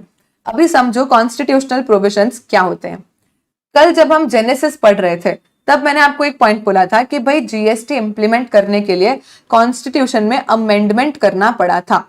Do we remember this? कल मैंने आपको बोला था कि जीएसटी इंप्लीमेंट करने के लिए हमको कॉन्स्टिट्यूशन में अमेंडमेंट करना पड़ा था. कॉन्स्टिट्यूशन अमेंडमेंट बिल इनेक्ट किया, उस बिल इंट्रोड्यूस किया, लोकसभा राज्यसभा प्रेसिडेंट सबने असेंट किया, कॉन्स्टिट्यूशन अमेंडमेंट एक्ट बना, उसके बाद हम जीएसटी ला पाए थे. तो ऐसा तो क्या हो गया कि भाई जीएसटी लाने के लिए हमको कॉन्स्टिट्यूशन ऑफ इंडिया में अमेंडमेंट करना पड़ा. तो उसका थोड़ा सा एक ओवरव्यू समझते हैं, then we get to the exact reason why हमको कॉन्स्टिट्यूशन में अमेंडमेंट करना पड़ा. चल, तो सबसे पहले कॉन्स्टिट्यूशन ऑफ इंडिया के बारे में हमको पता है, एक प्रेम्बल होता है जिसमें वो all Indians are my brothers and sisters वाला. तो कॉन्स्टिट्यूशन का प्रेम्बल है, 25 पार्ट्स है कॉन्स्टिट्यूशन में और 12 शेड्यूल्स है. 25 पार्ट्स के अंदर टोटल 448 आर्टिकल्स है कॉन्स्टिट्यूशन ऑफ इंडिया में, जिसमें एक आर्टिकल 265 है जो ऐसा बोलता है no tax shall be levied और collected except by authority of law. मतलब समझो आज अगर गवर्नमेंट टैक्स कलेक्ट करती है तो कहीं से तो गवर्नमेंट को पावर मिला होगा. हाँ, कहां से मिला? कॉन्स्टिट्यूशन के आर्टिकल 265 से. कॉन्स्टिट्यूशन के आर्टिकल 265 ने बोला कि भाई लॉ की अगर अथॉरिटी है तो ही कोई पर्सन टैक्स को कलेक्ट कर सकता है. मतलब मानो आज मेरी इच्छा हो गई, मैं रिद्धि बागमार एक इंडिविजुअल, मेरी इच्छा हो गई कि मुझे सबसे टैक्सेस कलेक्ट करने हैं. भाई जो स्टूडेंट आईडीटी में एग्जेम्पशन नहीं लाएगा उससे मैं टैक्स कलेक्ट कर लूंगी, ऐसा मैंने डिसाइड कर लिया. तो मैं क्या अपनी इच्छा से टैक्स कलेक्ट कर सकती हूँ? द आंसर इज नो, क्योंकि मेरे पास कोई अथॉरिटी ऑफ लॉ नहीं है. तो आर्टिकल 265 ने गवर्नमेंट को पावर दिया और बोला कि भाई गवर्नमेंट के पास अथॉरिटी ऑफ लॉ है तो वो टैक्सेस को लेवी कर सकती है, कलेक्ट कर सकती है. कोई भी नॉर्मल इंसान की आज इच्छा हो जाए तो हर इंसान आके टैक्स कलेक्ट नहीं कर सकता है. This is what article 265 said. अभी उसके बाद 7th शेड्यूल टू आर्टिकल 246. जैसे हमने देखा टोटल 12 शेड्यूल्स है आर्टिकल में, हम 7th शेड्यूल की बात करते हैं. सो आर्टिकल 246 के साथ एक 7th शेड्यूल है जिसके अंदर 3 लिस्ट दी है. List 1 union list, list 2 state list और लिस्ट 3 कॉन्करेंट लिस्ट. अब ये क्या है तो देखो,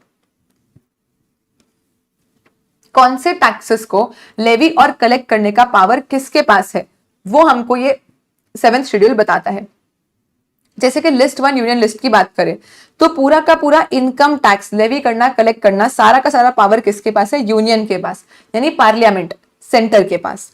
यूनियन यानी कि सिंपली पार्लियामेंट इसके रिलेशन में लॉज बनाएगा और सेंट्रल गवर्नमेंट को सब कुछ मिलता है. बात करें लिस्ट 2 स्टेट लिस्ट की, तो जो स्टेट लेजिस्लेचर्स है वो इनके रिलेशन में क्या करते हैं? लॉस बनाते हैं और स्टेट गवर्नमेंट्स को इसका सारा रेवेन्यू मिलता है. तो भाई अगर हम बात करें इनकम टैक्स की तो इनकम टैक्स पूरा का पूरा हमसे कौन लेवी करता है? सेंटर. क्यों? क्योंकि जो शेड्यूल 7 है उसने यूनियन लिस्ट में डाला इनकम टैक्स को, विच मीन्स के कॉन्स्टिट्यूशन सारा का सारा इनकम टैक्स एक्ट का पावर सेंटर को देना चाहता है. तो इनकम टैक्स, कस्टम्स ड्यूटी, फिर central excise duty. State excise duty अलग है जो अल्कोहल ड्रग्स वगैरह पे लगती है, उसका पावर स्टेट के पास है, हम ऑलरेडी ऊपर देख चुके हैं. एग्रीकल्चरल इनकम पे टैक्सेस. उसके बाद वैट है तो सीएसटी होता है सेंटर के पास, वैट होता है इंट्रा स्टेट के पास. एंटरटेनमेंट, लॉटरी, बेटिंग, गैम्बलिंग, इन सब पे जो भी टैक्सेस मिलते हैं वो स्टेट्स को मिल जाते हैं. उसके बाद हमने यहाँ पे देख लिया कि भाई income tax, customs duty, excise, CST, इन सब का पावर किसके पास है? तो सेंटर के पास है, क्योंकि ये यूनियन लिस्ट में फॉल होते हैं. अभी इसके अलावा कॉन्करेंट लिस्ट भी है, जैसे कोई क्रिमिनल लॉ है, स्टैंप ड्यूटीज है, तो वो मिल बांट के सब लोग कलेक्ट कर लेते हैं. यहाँ पे कहीं जीएसटी तो है नहीं, बिकॉज आर्टिकल 246 तो सालों से है, पहले से है. जीएसटी तो हम 2017 में लाए, तो जीएसटी यहाँ पे किसी भी लिस्ट में फॉल नहीं हो रहा था. लेकिन यूनियन लिस्ट में एक रेसिड्यूरी एंट्री है. यूनियन लिस्ट का लास्ट पॉइंट क्या बोलता है कि कोई भी ऐसा टैक्स जो लिस्ट 2 लिस्ट 3 में फॉल नहीं हुआ, यानी कि कोई भी ऐसा टैक्स जो कहीं पे भी कवर नहीं हो रहा है, एनी टैक्स जो कहीं पे भी कवर नहीं हो रहा है, Connie tax, any tax, Connie tax, Connie यानी गुजराती में बोलते हैं किसकी, यानी कॉनी. तो भाई कॉनी टैक्स, एनी टैक्स जो कि लिस्ट 2 लिस्ट 3 में कहीं पे भी कवर नहीं हो रहा है, वो ऑटोमेटिकली क्या हो जाएगा, लिस्ट 1 यूनियन लिस्ट में कवर हो जाएगा। अब समझो हम क्या चाहते थे, हम चाहते थे इंडिया में ड्यूअल जीएसटी लाना, यानी कि सेंटर और स्टेट को साथ में पावर दिया जाए ताकि वो जीएसटी को लेवी कर सके और कलेक्ट कर सके। लेकिन इस शेड्यूल के चलते जीएसटी का ऑटोमेटिक पावर चला जाता है यूनियन के पास, क्योंकि जीएसटी किसी लिस्ट में तो कवर्ड था नहीं, और यहाँ पे लिस्ट 1 यूनियन लिस्ट ने बोल दिया कि जो कहीं भी कवर नहीं होगा, जिसका कोई नहीं उसके हम, यानी जीएसटी ऑटोमेटिकली यूनियन लिस्ट में फॉल हो जाता, जो कि हम नहीं चाहते थे। इसीलिए हमको करना पड़ा कॉन्स्टिट्यूशन को अमेंड। सो एग्जाम में अगर आपसे क्वेश्चन पूछा जाए what was the need for amendment, what was the need for constitutional amendment, तो भाई सबसे पहले तो जो मल्टीपल टैक्सेस एग्जिस्ट कर रहे थे उनको इंटीग्रेट करके जीएसटी इंट्रोड्यूस करना था। तो सबसे पहली नीड तो थी कि हमको इंटीग्रेशन करने थे वेरियस टैक्सेस के जीएसटी में, और दूसरी नीड थी कि अब सेंटर और स्टेट दोनों को साथ में साइमल्टेनियस कॉन्करेंट एम्पावरमेंट देना था कि वो जीएसटी को लेवी और कलेक्ट कर सके, क्योंकि अगर ये अमेंडमेंट नहीं करते तो ऑटोमेटिकली यूनियन लिस्ट के अंदर जीएसटी फॉल हो जाता, जो कहीं कवर नहीं होगा वो यूनियन लिस्ट में फॉल होगा। पर हम ऐसा नहीं चाहते थे, वी वांटेड कि सेंटर और स्टेट को साथ में पावर मिले जीएसटी को लेवी करने का, कलेक्ट करने का। तो एग्जाम में बिल्कुल आपसे ऐसा थ्योरी क्वेश्चन पूछ सकते हैं कि what was the need to amend the constitution. तो 2 रीजन आप लिखोगे। सबसे पहला इंटीग्रेट, कि भाई जो पुराने इतने सारे टैक्सेस चल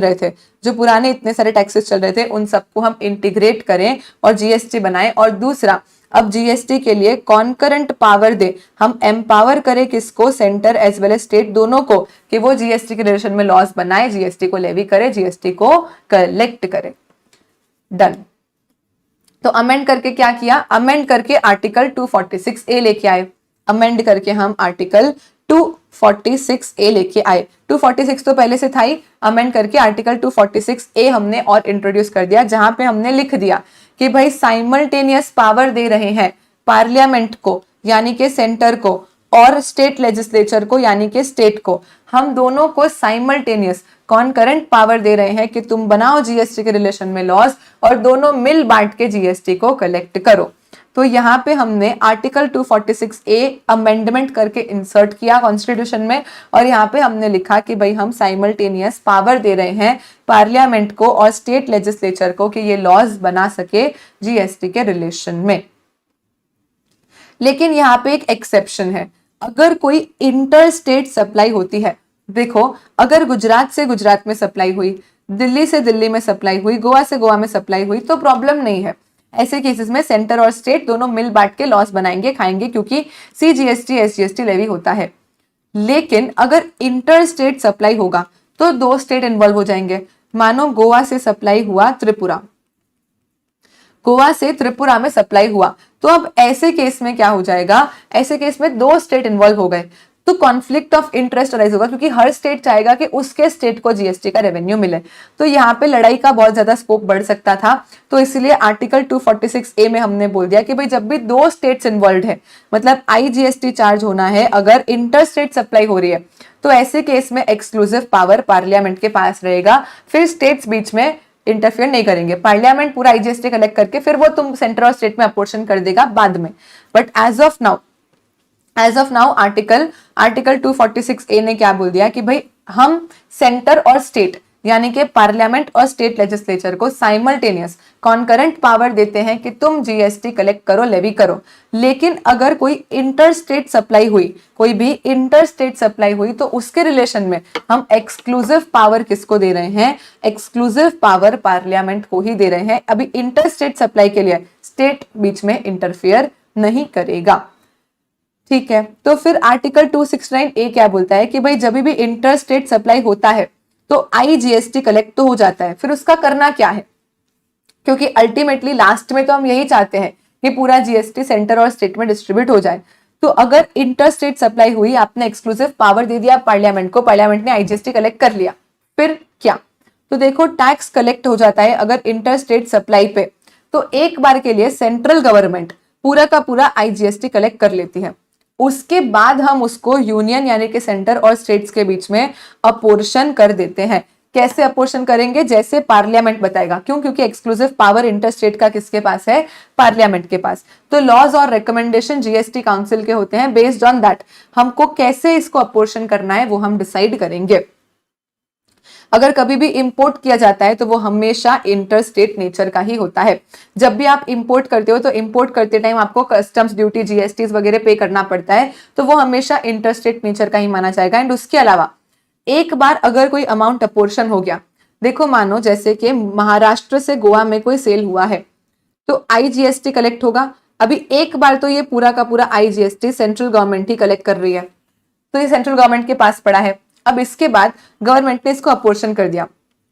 महाराष्ट्र के मैन्युफैक्चरर ने गोवा के रेसिपेंट को गुड सप्लाई किए। हमको पता है जहां कंजम्पशन होगा वो स्टेट को रेवेन्यू मिल जाना चाहिए। तो अभी यहाँ पे गवर्नमेंट ने क्या किया, मानो टोटल 10 रुपए का आईजीएसटी कलेक्ट हुआ था, तो 5 तो सेंटर रख लेगा और 5 हम गोवा गवर्नमेंट को दे देंगे अपोर्शन करके। तो अब ऐसे केसेस में एक बार जब 10 में से 5 आपने अलोकेट कर दिया, अपोर्शन कर दिया स्टेट्स को, उसके बाद वो आपके कंसोलिडेटेड फंड्स ऑफ इंडिया का पार्ट नहीं रहेगा। तो जो अमाउंट आप ऑलरेडी स्टेट को अपोर्शन कर चुके हो, वो अब आज के बाद आपके कंसोलिडेटेड फंड्स ऑफ इंडिया का पार्ट नहीं रहेगा।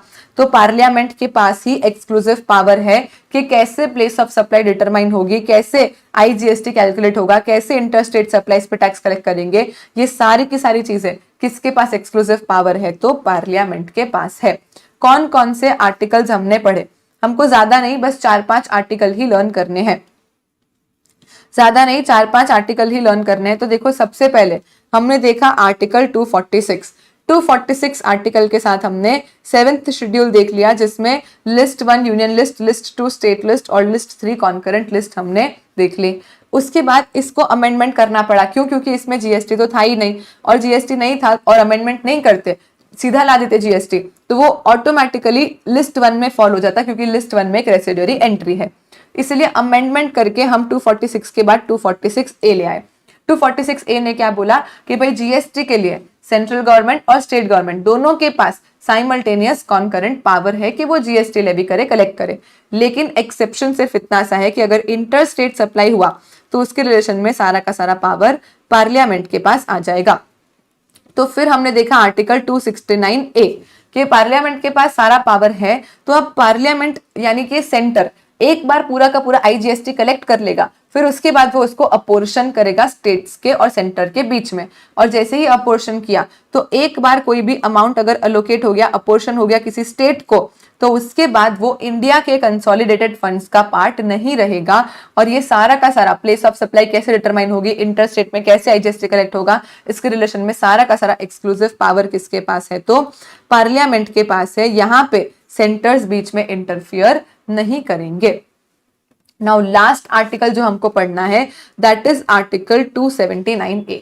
बस इतने ही आर्टिकल नंबर्स है जो आपको एग्जामिनेशन पर्पस के लिए याद रखने हैं। तो लेट्स सी आर्टिकल 279A क्या है। 279A talks about GST council.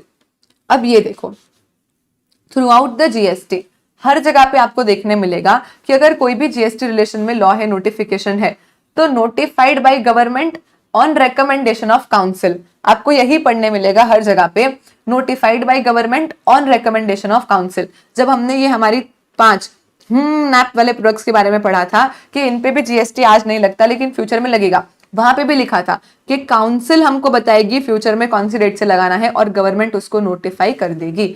यानी जीएसटी के रिलेशन में कोई भी डिसीजन लेना होता है तो गवर्नमेंट नहीं लेती है, काउंसिल उस पर चर्चा करती है, काउंसिल मीटिंग बुलाती है, काउंसिल रेकमेंडेशन देती है गवर्नमेंट को, और उसके बाद गवर्नमेंट उस चीज को नोटिफाई करती है गैजेट में और वो लॉ बन जाता है। तो जीएसटी के रिलेशन में जो भी करना है मतलब कि कौन से टैक्सेस को जीएसटी में सब्स्यूम करना है, कौन से टैक्सेस को नहीं सब्स्यूम करना है, किस पे जीएसटी लगाना है, किसको जीएसटी से एग्जेम्प्ट कर देना है। फिर उसके बाद ये आईजीएसटी कलेक्ट हुआ तो इसको अपोर्शन कैसे करना है, रजिस्ट्रेशन लेने के लिए थ्रेशोल्ड लिमिट क्या होगी, क्या रेट ऑफ जीएसटी रखें, स्पेशल कैटेगरी स्टेट्स नो अस्थमाइन उत्तराखंड जम्मू कश्मीर के रिलेशन में क्या स्पेशल प्रोविजन बनाए। उसके बाद अगर कोई कैलामिटी, कोई डिजास्टर हो गया तब टेम्पररी रेट्स बढ़ाने हैं तो कैसे बढ़ाएं। उसके बाद ये जो मैप वाले 5 पेट्रोलियम प्रोडक्ट है, इन पे कौन सी डेट से जीएसटी लगाना है, तो ये सारा का सारा काम कौन डिसाइड करता है? काउंसिल। यानी काउंसिल को रिकमेंडेशन देने हैं। किस चीज पे रिकमेंडेशन देंगे? हर एक चीज पे। जीएसटी में जो भी होता है कि कौन से टैक्सेस सब्स्यूम करने, नहीं करने, किसको एग्जेम्प्ट करना, किस पे टैक्स लगाना तो क्या रेट से लगाना, उसके बाद किसको रजिस्ट्रेशन लेना है, किसको नहीं लेना है, आईजीएसटी को कैसे अपोषण करना है, आप वाले प्रोडक्ट पे कब से जीएसटी लगाना है, हर एक चीज जो भी आप जीएसटी में सोच सकते हो उसका रिकमेंडेशन जीएसटी काउंसिल ही देती है। इतना ज्यादा इंपॉर्टेंस है जीएसटी काउंसिल का। तो कैसे, कौन लोग होते हैं इस काउंसिल के पार्ट और कैसे पूरे डिसीजंस लिए जाते हैं? तो देखो, सबसे पहले जो काउंसिल को कॉन्स्टिट्यूट करते हैं वो प्रेसिडेंट करते हैं। तो president of India GST council को कॉन्स्टिट्यूट करते हैं, पर वो खुद काउंसिल का मेंबर नहीं होते। प्रेसिडेंट ने काउंसिल को कॉन्स्टिट्यूट किया, पर प्रेसिडेंट खुद जीएसटी काउंसिल के मेंबर नहीं होते। जीएसटी काउंसिल में होते हैं टोटल 33 मेंबर्स। बहुत सिंपल है, एक बार समझाऊंगी, कभी नहीं भूलोगे, आपको लर्न हो जाएगा। तो देखो, जीएसटी काउंसिल में टोटल 33 मेंबर्स है। ये कैसे बने? अब बताओ जीएसटी पर्पस के लिए स्टेट कितने? चलो जल्दी से बताओ कि जीएसटी पर्पस के लिए स्टेट कितने?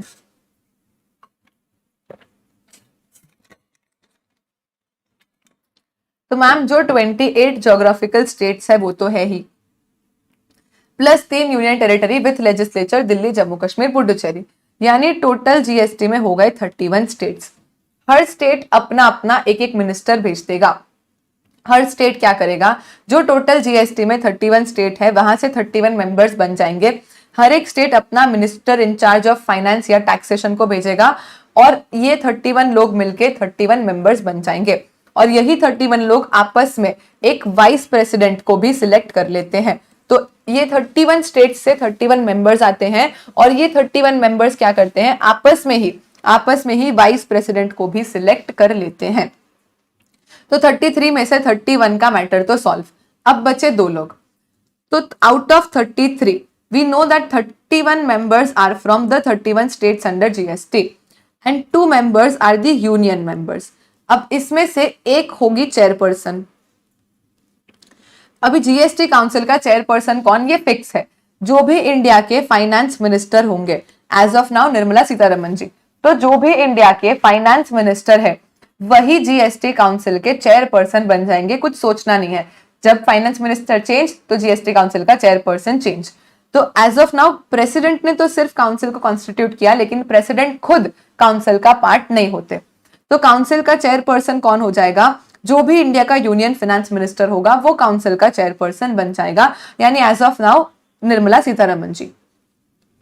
एंड फिर एक मिनिस्टर, जो जितनी भी यूनियन टेरिटरीज है अपनी ऑल सीडी वाली, उन यूनियन टेरिटरीज को रिप्रेजेंट करने के लिए एक यूनियन मिनिस्टर आ जाता है। तो union minister of state incharge of revenue और फाइनेंस, ये 33 मेंबर्स मिलके जीएसटी काउंसिल बनाते हैं। तो जीएसटी काउंसिल को कॉन्स्टिट्यूट करने वाला कौन, प्रेसिडेंट। पर प्रेसिडेंट खुद पार्ट होगा ना।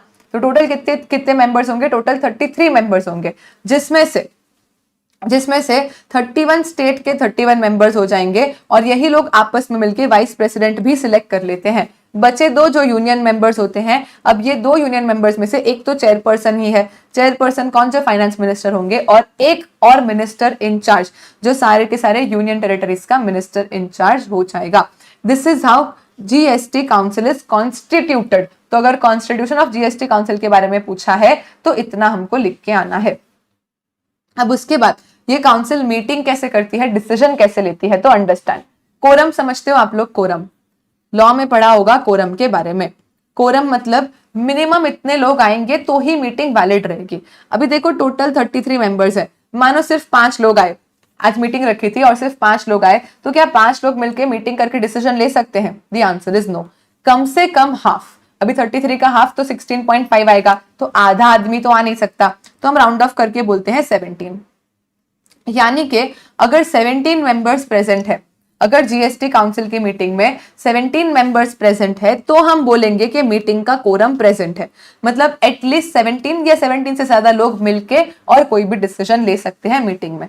तो मीटिंग करने के लिए सबसे पहले अगर हम कोरम की बात करें कि मिनिमम इतने मेंबर तो आने ही चाहिए, तो भाई मिनिमम हम बोलते हैं half. Now half is in points, इसलिए हम बोल देंगे कम से कम 17 मेंबर्स आएंगे तो फिर हम बोलेंगे कि ये मीटिंग वैलिड मीटिंग है। अब डिसीजन कैसे लिया जाता है? डिसीजन लेने के लिए हमको चाहिए majority not less than 3/4 of the members present and voting. लेकिन ये थोड़ा सा पेचीदा है। नाउ अंडरस्टैंड, 33 सारे के सारे मेंबर्स प्रेजेंट है। मानो 33 सारे के सारे मेंबर्स प्रेजेंट है, जिसमें से 2 यूनियन के और 31 स्टेट के। अभी ऐसे केस में इन यूनियन के दोनों लोगों ने ना बोल दिया। मानो यूनियन के दोनों लोगों ने ना बोल दिया और स्टेट के 31 के 31 लोगों ने यस बोल दिया।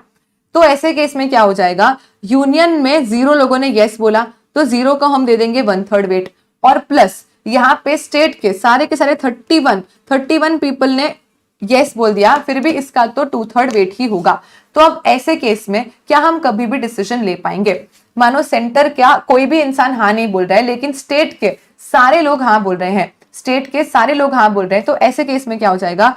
31 को हमने दिया 2/3 वेट, तो हमारा यहाँ पे 31 into 2 divided by 3 which comes to 20। लेकिन 33 का 75% क्या हो जाता है? 24.7, यानी एटलीस्ट हमको 25 पीपल यस चाहिए। यहाँ पे तो आंसर 20 ही आया, इवन दो 31 पीपल ने यस बोला। मतलब हम डिसीजन नहीं ले सकते, यहाँ पे आंसर नो ही रहेगा। यानी एक चीज हमको समझ में आई कि जो 1/3 वेट है ना, वो 1/3 वेट सेंटर के पास है। यानी जब तक सेंटर में से कोई हाँ नहीं बोलेगा तब तक डिसीजन ले ही नहीं पाएंगे। क्यों?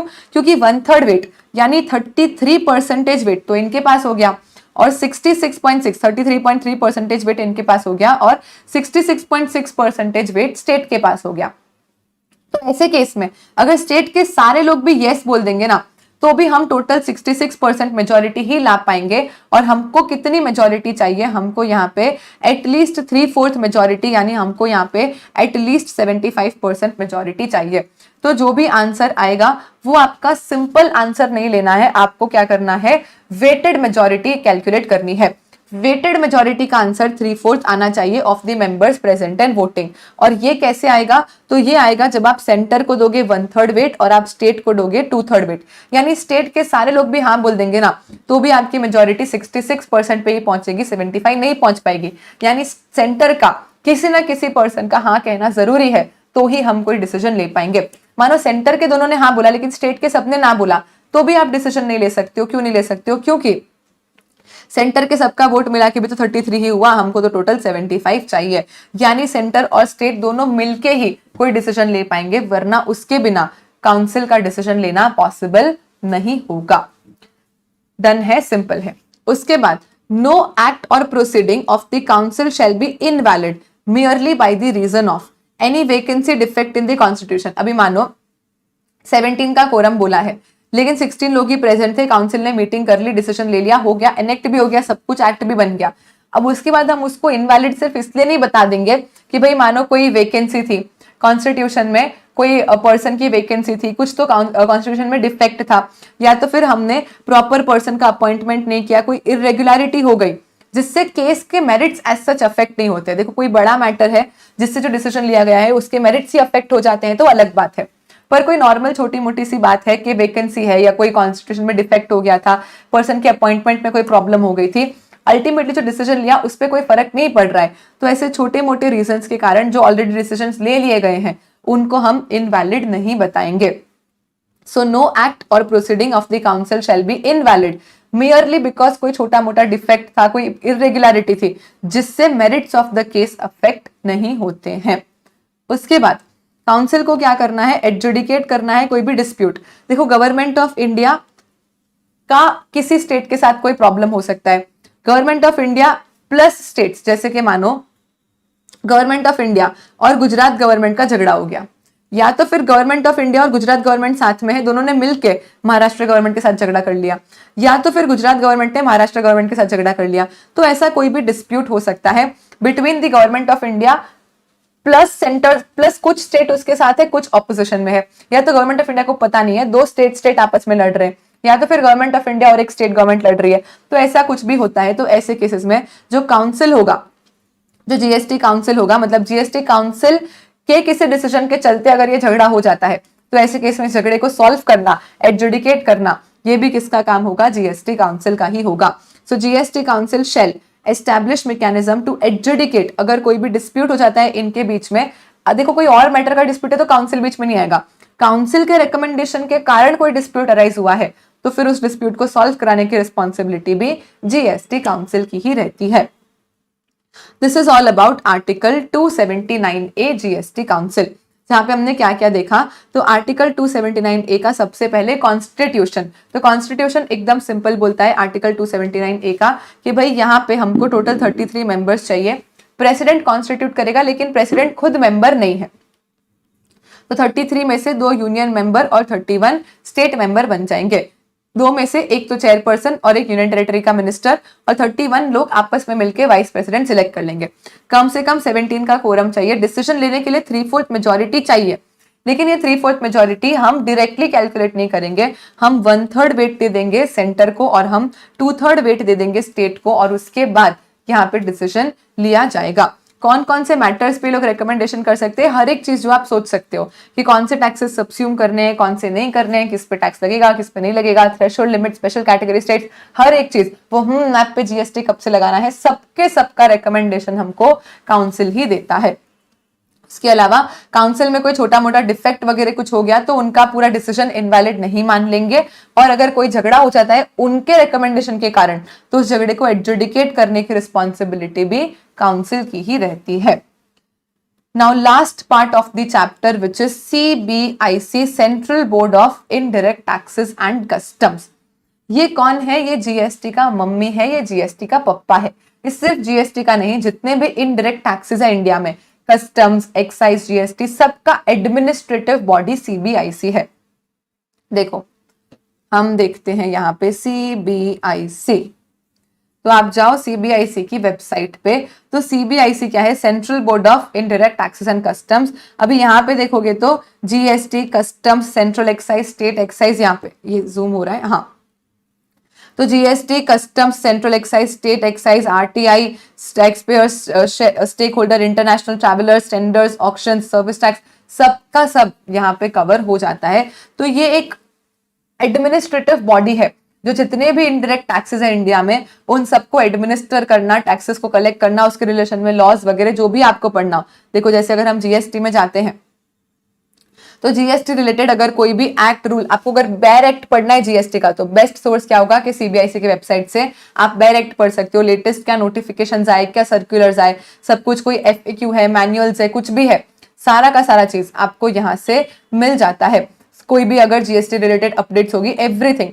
So this is the administrative body CBIC, central board of indirect taxes and customs, जो कि रिस्पॉन्सिबल है पूरे के पूरे जीएसटी लॉ के एडमिनिस्ट्रेशन के लिए।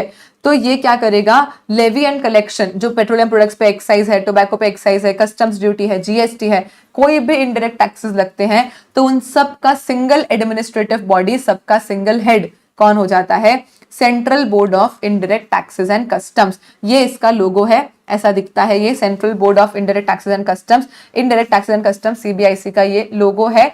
एंड यही एडमिनिस्ट्रेटिव बॉडी है जो इंडिया में सारे के सारे इनडायरेक्ट टैक्सेस का एडमिनिस्ट्रेशन मॉनिटर करता है। डन।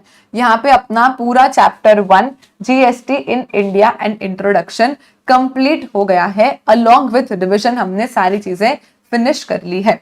अभी कल के लेक्चर में हम सबसे पहले इसके क्वेश्चन आंसर्स सॉल्व करेंगे। आप लोग एक बार होमवर्क में क्वेश्चन आंसर्स प्रैक्टिस जरूर से करेंगे। क्वेश्चन बैंक का हार्ड कॉपी आप सबको मिल ही गया होगा, बिकॉज वो कब से 4-5 दिन पहले से डिस्पैच हो चुका है। अगर अभी तक नहीं भी मिला है तो 1-2 दिन में मिलने ही वाला होगा। तो वैसे भी गूगल ड्राइव का जो आपको लिंक मिला है उसमें मैं फर्स्ट 2-3 चैप्टर्स के नोट्स और क्वेश्चन बैंक अपलोड किए हैं। तो वहां से आप एक बार कल का लेक्चर स्टार्ट होने के पहले क्या करोगे, अपने साइड से क्वेश्चन प्रैक्टिस करके आओगे, ताकि आपको पता चले कि कॉन्फिडेंस आ रहा है नहीं आ रहा है, कितनी चीजें याद हुई है नहीं हुई है। एंड उसके बाद हम अपना next chapter which is supply under GST start करेंगे।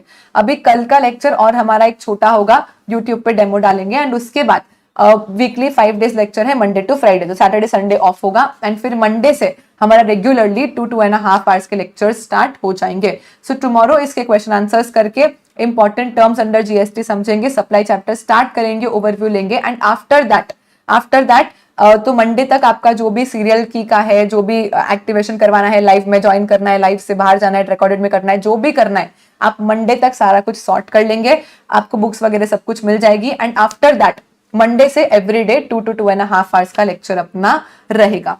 So yes, practice the questions once before we meet tomorrow. Till then, take care, bye bye. कल क्वेश्चन आंसर करके एंड आगे बढ़ेंगे। आई होप आपको लेक्चर्स में सब कुछ समझ आ रहा है, मजा आ रहा है और याद हो रहा है। As I keep saying, lectures हमेशा दिल दिल आगा बॉम बॉम रहने चाहिए। सो मेक श्योर कभी भी ऐसा लगता है कि मैम कुछ लर्न नहीं हो रहा है, समझ तो आ गया, मजा भी आ गया, लेकिन लर्न भी करवा दो, तो यू हैव टू से हम लोग सब कुछ कर लेंगे। समझ आना, याद होना और मजा आना, 3 ही अपने ऑब्जेक्टिव्स हैं लेक्चर के। So see you all tomorrow, take care and bye bye.